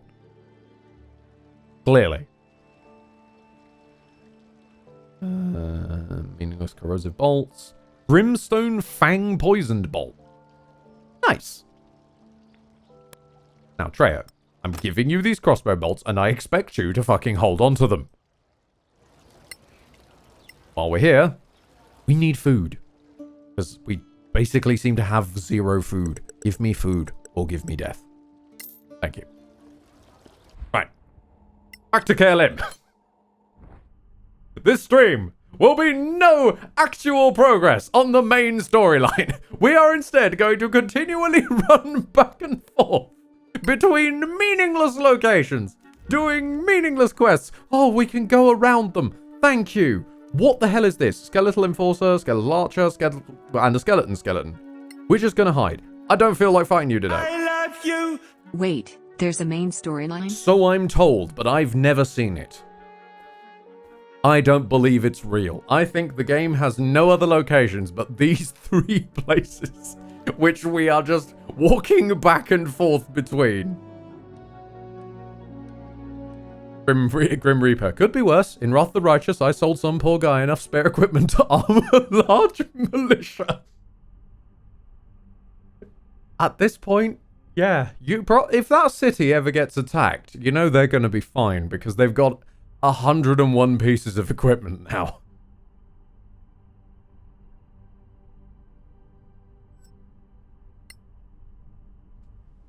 Okay. So, firstly, let us wormhole up to the inner fort. John just kicking it up to warp speed. Okay.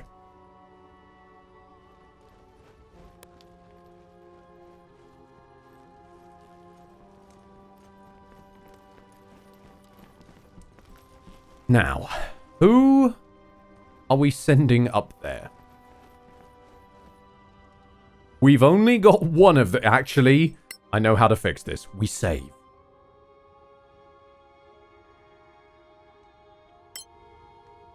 That's how we fix that.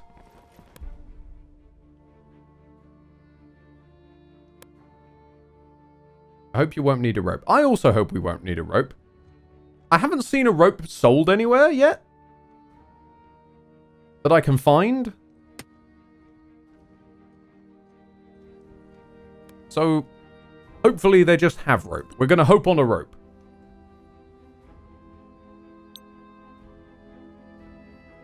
If it involves rope, we're going to give it to John Boy.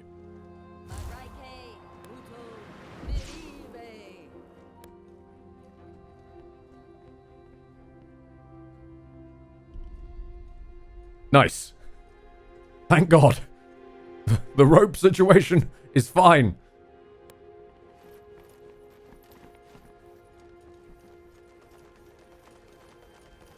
Alright, so before John Boy loses the ability to fly... Oh, it's okay. It's okay. Right, I'm guessing there's going to be a cutscene as soon as on entering here. And if there is, we'll watch through that, and then we'll immediately run an ad, and I need to run away and have a quick break, because my throat is starting to kill me, and I need some water. Fantastic. It looks like, well, another world. That's a different game. You must have seen so much. I have. But this is still... fascinating. Well, I see where you got your passion for learning. Let's look around. Gather all the antiques we can. Oh, don't worry. We have a human Roomba. But first, ad time and break time. Back in... Oh, come on. Chair, move. There we go. Oh, how are we all doing? We doing fine? We all having a good day, good time?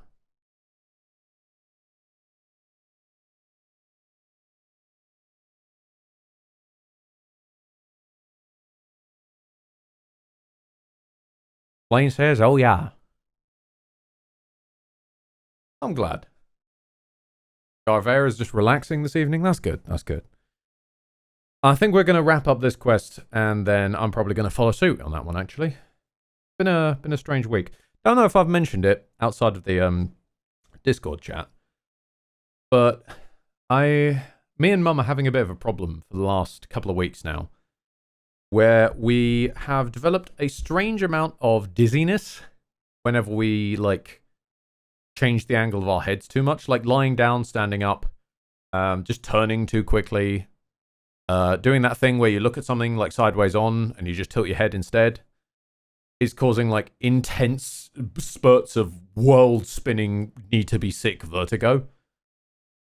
So that's not been great fun. It's not been the greatest couple of weeks, while also trying to deal with work, who, as usual, are just layering more and more and more and more and more. And yeah. Garver sounds like sinus issues. Blaine says, get that checked up. I would, except for the fact that the English National Health Service is crap and overstrained. So they gave me a telephone consultation for probably an ear-based thing. Yeah, that's definitely how that works. So they instead said, well, first, before we actually call you in to see you, we want you to check from home if it's blood sugar related, blood pressure related, if you have crystals dislodged from your ears, if, there was another one. Check if you have an ear infection. I don't know how I'm supposed to do that. What was the other one? Hang on. I texted someone what the other one was. Give me a moment.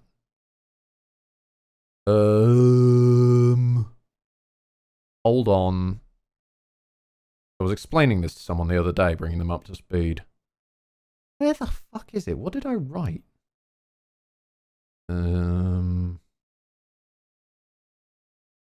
That's different. That's separate. That's separate. Talking about their job. Oh, yeah, the last one was whether or not you're not getting enough electrolytes.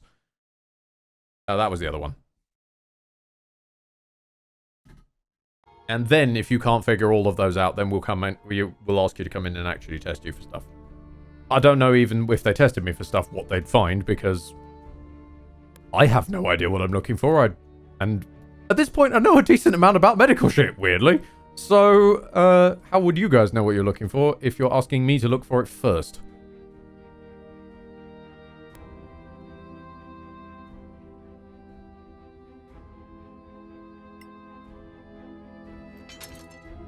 Sega says, the NHS is severely overburdened, mostly because it isn't fucking funded properly because of politicians.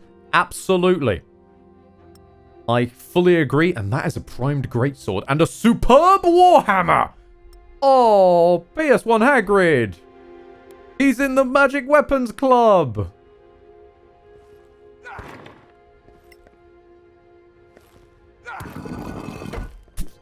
John just kicked down a wall!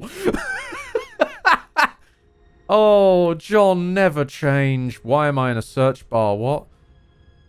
Oh, never change. Anything else that we can scan? Yeah, there's this. Go and grab that while we still... John flying around just sends so many Thor images into my brain. Because he's flying around with his little hammer. Is there any loot up here? Anything here?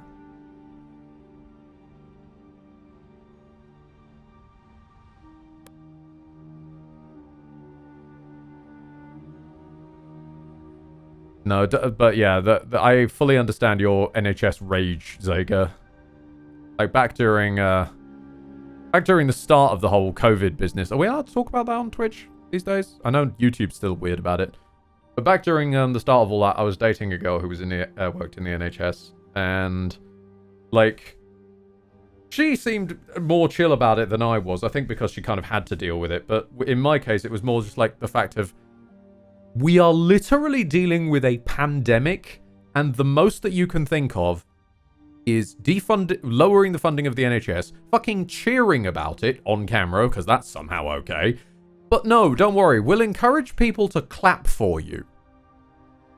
And we'll paint a few phone boxes blue. Fucking woo.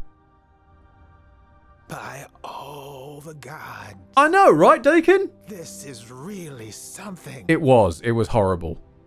It explains the library we found down in the caves. Place seems dangerous. Definitely. Be ready for a fight. Wait, you know me? I don't fight. Well, you do now. Actually, everyone else should probably catch up with John. You wormholed them here for the cutscene, but then just left them. Guys, you can't do this to me.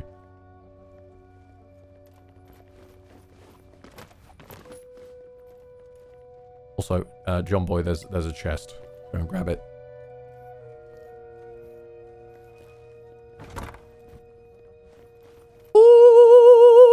Oh! Wait, whoa! Each of these is at least 10 gold.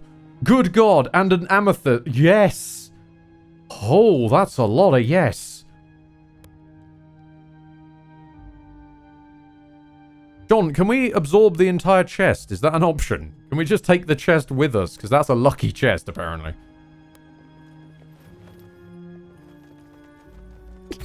Just watching John just elevating himself around. It just brings me so much joy. How long does this even still last for? 6 more minutes. Oh, in combat terms, y'all are fucked. That skeleton sorcerer is about to get fucked up. Oh. Oh, Jesus, buddy. Oh, no. Oh, the skeleton sorcerer who thinks he's so safe. You're about to get John'd, mate. Oh, you cheat with a shield. Oh, look at Mr. Big Man over here. Ena, Evo, Viribe.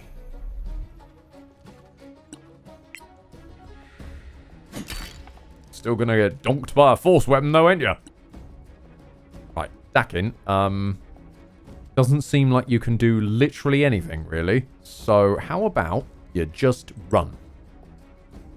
How about you go and hide all the way back here?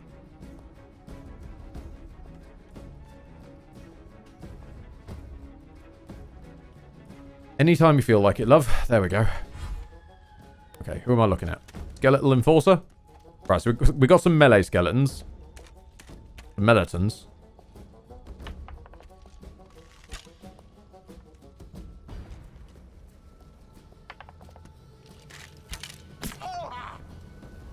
Good shot, that man. Terrible damage, but good shot. Oh, hello there! You've come over to visit us, have you? Oh, isn't he a good boy? I've realised that I left the Warhammer in John's inventory. That's not great. Oh, well. It's fine. We'll fix it later. We'll fix it in post. And by that, I mean John will post PS1 Hagrid the mace that he deserves. Right, firstly, smack my bones up. You have them now. Oh! Okay! PS1 Hagrid! With just the destructive force. You know what? Let's screw up the skeleton even more. The sorcerer even more. Just put down another spiritual weapon on him.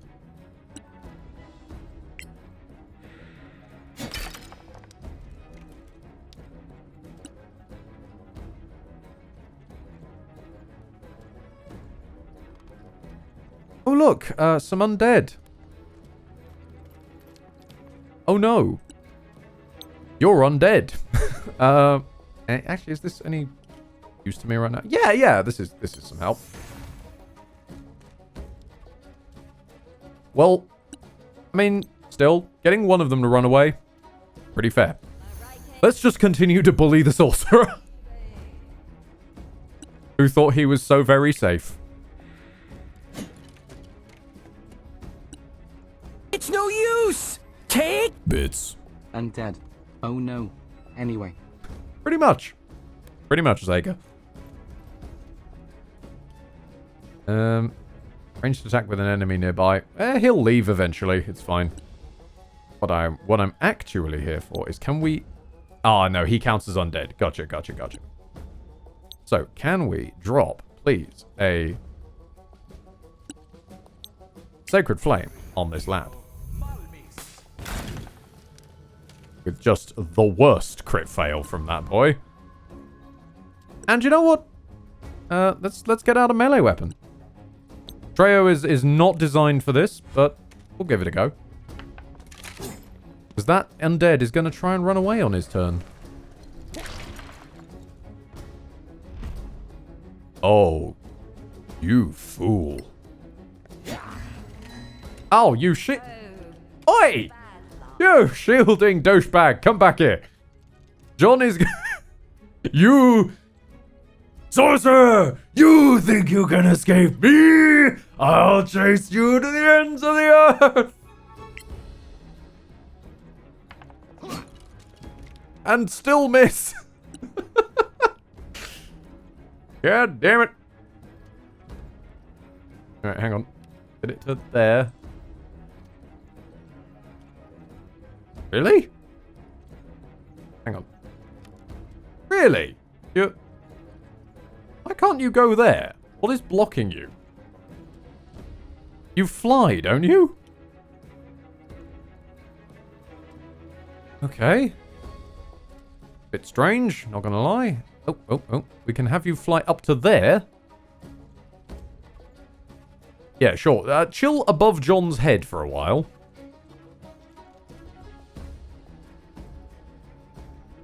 What happens when hover runs out and you're floating right there over someone? You would fall on them, which I believe if you fall 10 foot but land on someone, they have to roll some kind of save to stop you landing on them. And if you do land on them, then the full damage that you would take is split between the two of you. And they're knocked prone, I'm pretty sure. Right, sir. Death reaches out for you.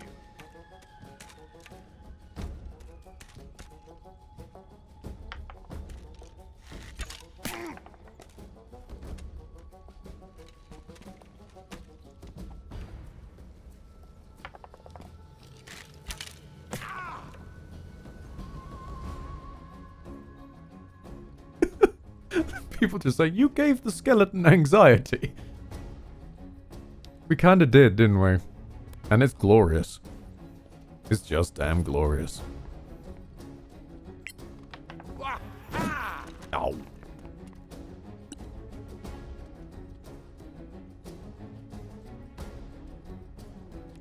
Okay, so all of the spiritual weapons seem to have just forgotten how to fly, even though we've seen them fly before.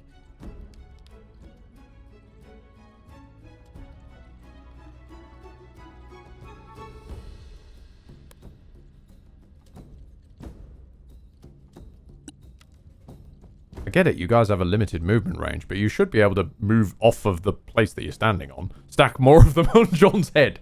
Possibly. Don't know how this would help exactly, but we can give it a go. Yeah, see, like, they move 4 cells. 1, 2, 3, 4.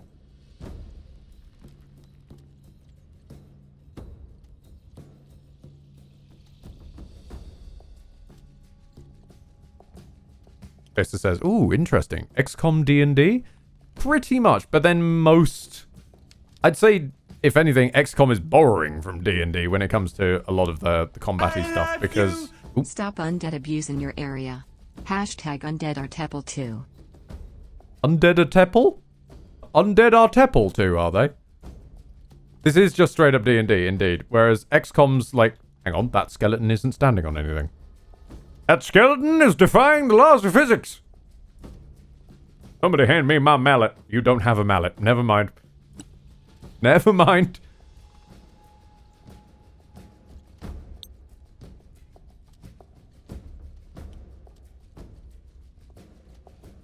Point taken. I've just gotten used to most D&D video games going real time. Yeah, I think there was kind of a shift in the dynamic after a while, because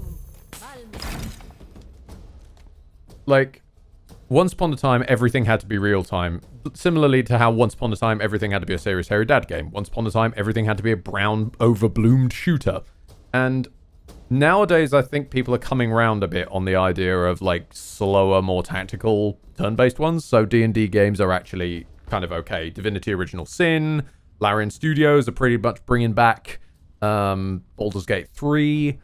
Then this one is just straight up attempting to be its own version of D&D, right down to the rule set. So they're trying their best, bless them. It's a bit jank in some places, but it's earnest with it, and it has all the feelings of high school D&D. There is. Hang on though. On the subject of which. There is one thing which is kind of wild. As an idea. Where is it? Reaction timer. Gives you a limited time to decide whether or not to use a reaction. That's a kind of interesting idea, I gotta admit.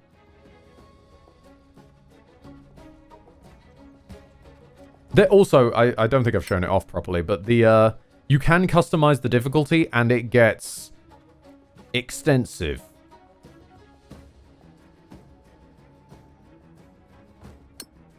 If you want an easy, accessible experience, you can even just turn on that you will hit every time and crit every time. It's a nice idea for some people who just want an easier time of it.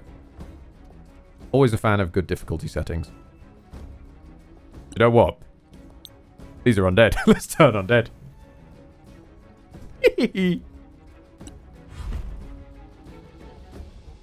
Go on then, Vanny. Give him a punch. He's vulnerable, and you still do 0 damage. Hilariously, meaning you haven't actually broken his turn because you did no damage to him.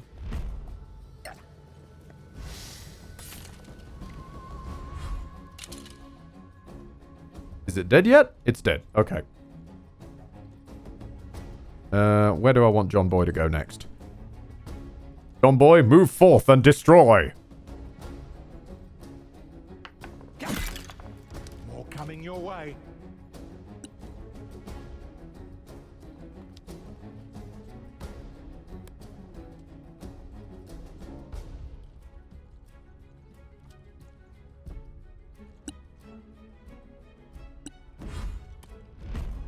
But yep, good point actually, chat. Thank you for reminding me. I did forget about the Pathfinder games from Owlcat Studios as well. They've been helping bring things into the forefront again.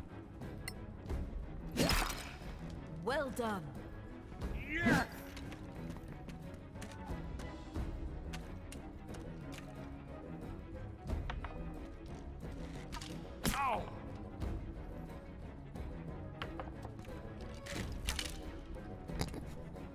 Spectacular swing and a miss there, sir. Right, PS1 Hagrid. He's trying to get away, blasted. Blasted? The blasted, he's trying to get away. Dash up to him. He can't keep getting away with this. Your magical weapon go anywhere? Cool. Not really. Alright, Vanny, what can we have you do from here? Let's drop a... Let's drop a Sacred Flame. They have terrible decks, so it's always good fun.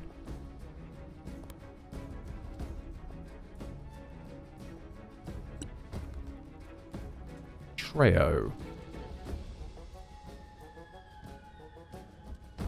Start making advances on that Skeleton Archer.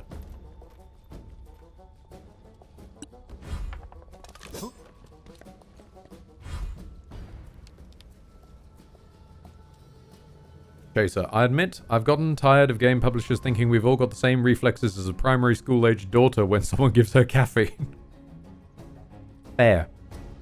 I think it sort of comes from, not specifically Fortnite, but Fortnite keeps it in the zeitgeist. I think it comes from the fact of, like, those kind of fast-paced, multiplayer focus, infinite possibilities because of human variation games get very popular on the influencer circuits, which means that they get very popular with the children's circuits. And people love those ones being skill-based so that they can show off. It hurts to say this phrase, but winner, winner, chicken dinner.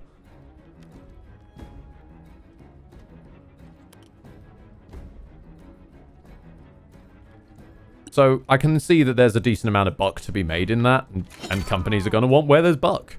Like how everything has to be a live service. Even though they are now steadily dying. They're not quite alive anymore, services. Fortune is fickle. Then eventually we're going to progress around the corner to getting undead services. Now that's what I'm looking forward to. Because I want to see what happens when the skeleton of a live service game rises again. Oh! That one will not be, though! PS1 Hagrid with the crit. Yes.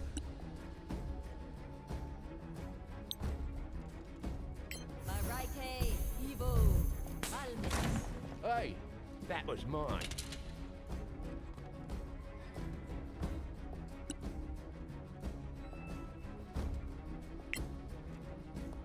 Isn't that just private hosting of live service games? Possibly.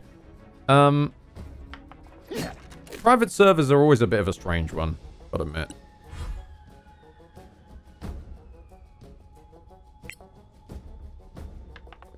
Like private WoW servers. Indeed, that's exactly where my brain went as well. I haven't played on a couple of private WoW servers once upon a time. I don't remember how I ended up on that train. I can never remember if you needed an active subscription for them or not.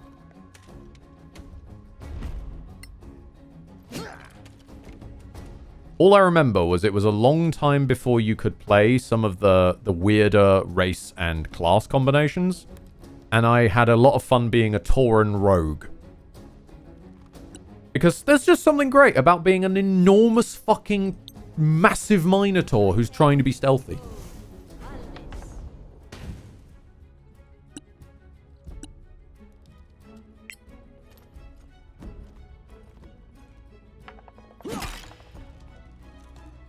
Everyone's aboard with games adding custom difficulty options is nice. Absolutely. Abso-fucking-lutely. I will always point to, whenever the whole argument of, like...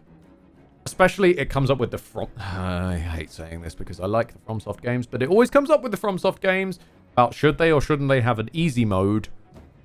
They should. Because they're bloody good games. And some people want to play them.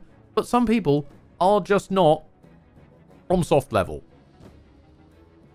Like, we've got difficulty settings called Give Me Deus Ex and Give Me Doom, Give Me Wolfenstein. Why can't we just have a Give Me FromSoft one? And that be it. And I always point to my mum. Mum really, really likes getting immersed in, you know, she's an older lady. She doesn't get out very much anymore, particularly. And by her own choice, I should add. It's not like a medical problem or anything. And she loves the idea of inhabiting these fantasy worlds. She really, really loved the Witcher TV show, and that made her go out and, unbeknownst to me completely, get a copy of The Witcher 3 and start trying to install it. It didn't fucking work because her PC's way too old, but I sort of figured it out for her, upgraded a couple of bits and taught her how to do it. And then, of course, we got the problem that Witcher 3 is kind of hard. So I installed her a couple of God mode cheats that she could sort of tweak to her own satisfaction. She didn't want to play as Game Geralt. She wanted to play as Henry Cavill, so I modded it to be Henry Cavill.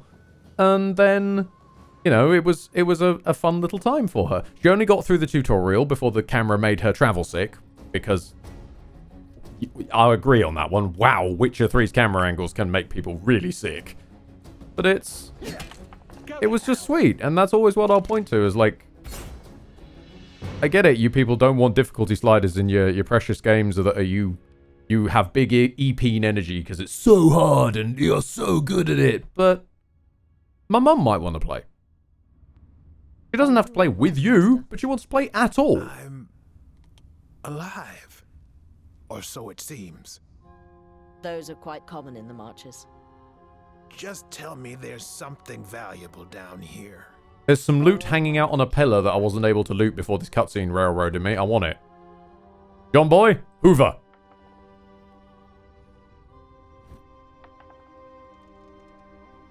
More money, more money, more money. Gemstone pendant. Always happy to have a gem on John.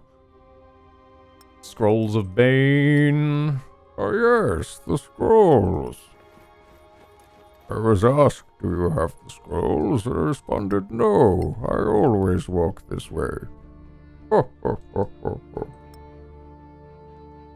You know what would happen to your body without fiber? In a joke referencing oral knots that nobody gets anymore.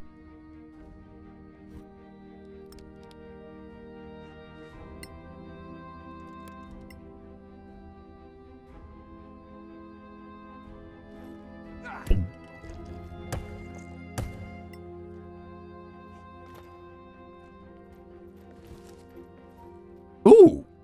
Crafting basic poisons. Scroll of Knock. Color spray, flaming arrows. Nice. Good options. Anything else that we might want lying around? Not that I can see. Everybody hop your way over on there. Dude, stop stealthing.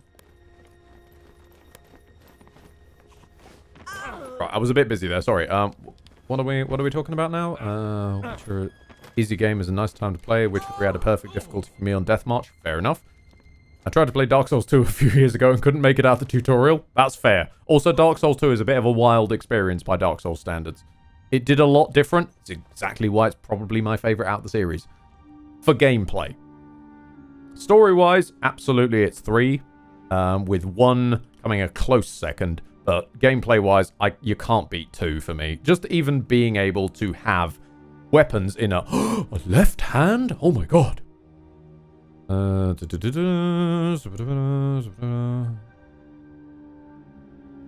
People, my preferred way of full black iron tower shield has been abandoned in favor of fuck you, dodge everything you casual. Absolutely. I hate competitive multiplayer games as I'm always at a disadvantage of being completely controller based and having to use the controller one-handed. Exactly. And God help you if you try and beat the Soul of Cinder on a banana. Lane, have you played Demon Souls? Nope, because that would require me having a PlayStation. Either, I want to say PlayStation 3 was the original Demon Souls, or PlayStation 5 for the remake. Which I have neither of. I once shared a PlayStation 4 with my very ex-fiancé. Funnily enough, I don't have that anymore for reasons that you can probably guess from the name. This is more than I dared hope for. So much more. Don't worry, John can absorb all of it. The guild will treat you a little better now. They'd lick your boots for a look at these. I'd like to see them do that. One or two of them in particular. These will be perfect. Take whatever else you want. I have plenty. Is there a scroll of fly? I love you! Bloodborne would have been amazing to play. Indeed. But you must own a magical box, crafted by the wizard Sony. Well, how This about breaks chatting my with the guild, heart. then? With these books. Stay in the light, my friend. Stop rubbing it in, Dakin. I get it. I screwed up once when it came to a bit of a dark encounter. I've learned my lesson, guy. John is still flying, bless him. He's just, look at him. He's just so happy like this. John's just living his best life doing this, you know?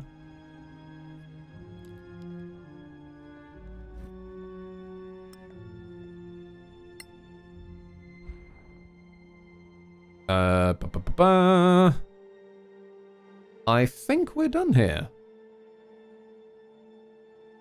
Are we? Hang on.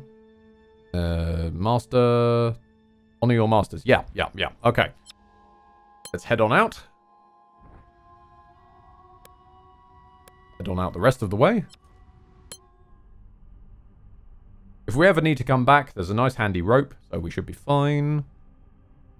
But Zega, yes, Bloodborne would have been amazing to play, but I do not own the magical Wizard Sony box. I have played, I want to say 5 or 10 minutes of Bloodborne on the aforementioned Wizard Sony box that I once shared. Never got any further than that.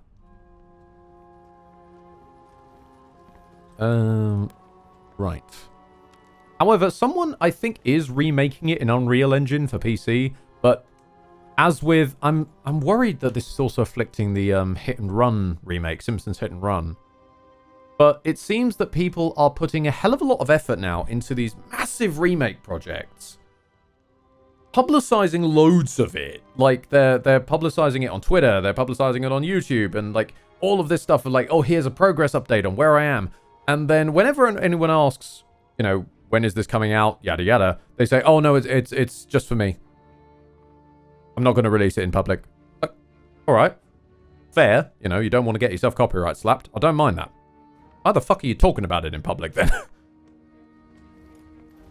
You're just dangling a carrot in front of us. And then not letting us have the carrot. Are you trying to show off to potential game developers? That's the only thing I can think that they're trying to do there. But in which case, there's surely better ways of doing that. Is there anything that I can think of for flying to? Hold on. Wait. If we can get to the rotating bridge before that fly expires. Hold on. Is that even a possibility? If we go to the tower, will that fast forward it too much? He's still flying? He's still flying. Okay, move. We've got 2 minutes left. Okay. Unless someone steals it or it gets leaked. I can't be fully behind both of those. Because it's not your fault. It was stolen from you, right? Your apartment was broken into and, you know, they just ran off with it. No path to destination. You're literally flying, John! John! The fuck, John!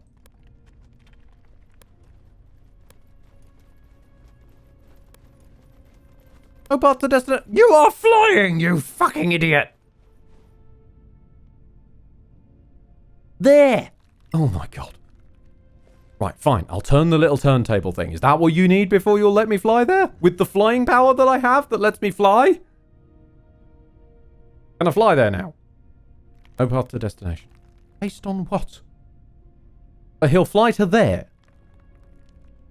So fly to there then. No path to destination? Can you fly now? Yes, you can. We needed to move that stone. Oh, yeah. Clearly that was blocking him right up. Alright, then there's one more pot over here. We desperately need to do this before John Boy gets stuck. Oil of acuteness? Nice. Kick it. Oh, yeah.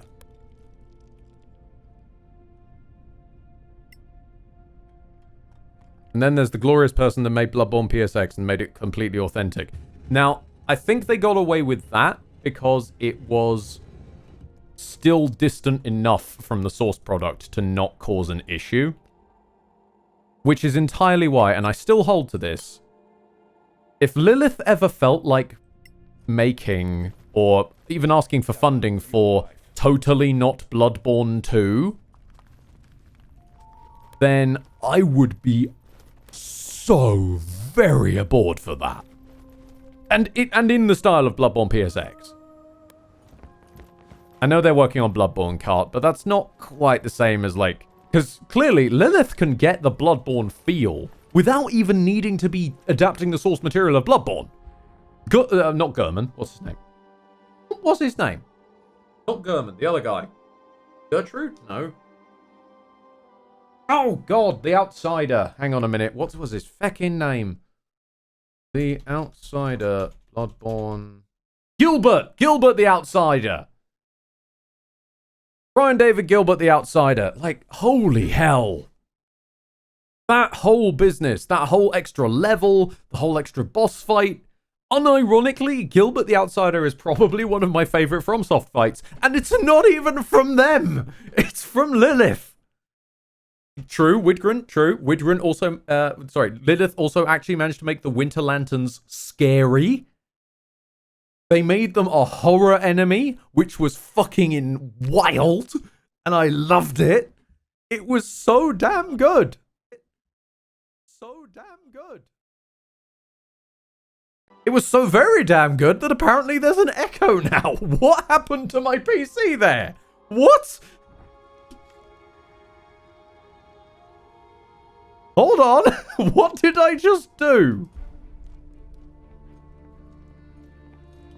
Yeah, the PC just agreed. Okay, Frank is... I know we've joked that Frank is haunted. Frank is 100% haunted. Frank is as 110% haunted as that crown is 110% cursed. Oh, Jesus. What? Phase spiders. Yeah, I'm very glad I didn't go and fight you. I don't want to know what is called a phase spider. No! I have trouble enough with the normal spiders in this game, thank you very much.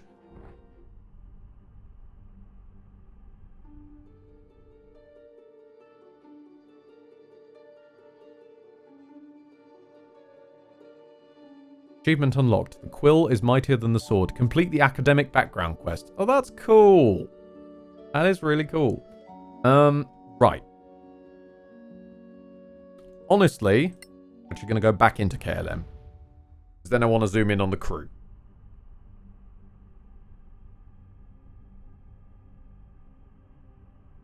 Wait it out now. Wait it out. It's a spider that has 2 battle phases. Ah, so it's a FromSoft spider. I see. We deplete its health bar and then it like grows a whole extra set of legs. No, actually, it's a normal spider. We defeat its first health bar and then it grows a topless woman out of the top of it. She like picks up a random spear and there we go. It's a FromSoft fight now. But yeah. I think on that note, as John Boy desperately tries to find where the cameraman is, I will probably be leaving you. I'm gonna go and grab myself some food. It's been another 4-hour stream of this. I don't think you can do shorter streams of Solasta, because otherwise you get nothing done. 2.5 hours. We did some shopping and a lot of walking back and forth. We leveled up from purely... How close are we to leveling again? We are 3/4 of the way to leveling up again from wandering primarily just back and forth between the same few locations. I need to remember to give Hagrid his hammer. There we go.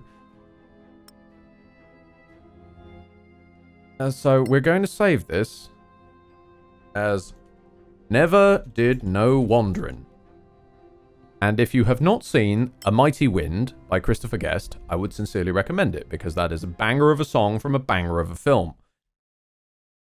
I'm not a fan of the entire Christopher Guest canon, I'll be the first to admit, but Best in Show and A Mighty Wind are fucking great films. We're going to drop you off on Mixolydia. Thank you very much. It has been truly emotional. I love you all. I'm not going to seduce you, though, because I don't have expertise in persuasion. Have a groovy day, as Televan says, and farewell. Mwah.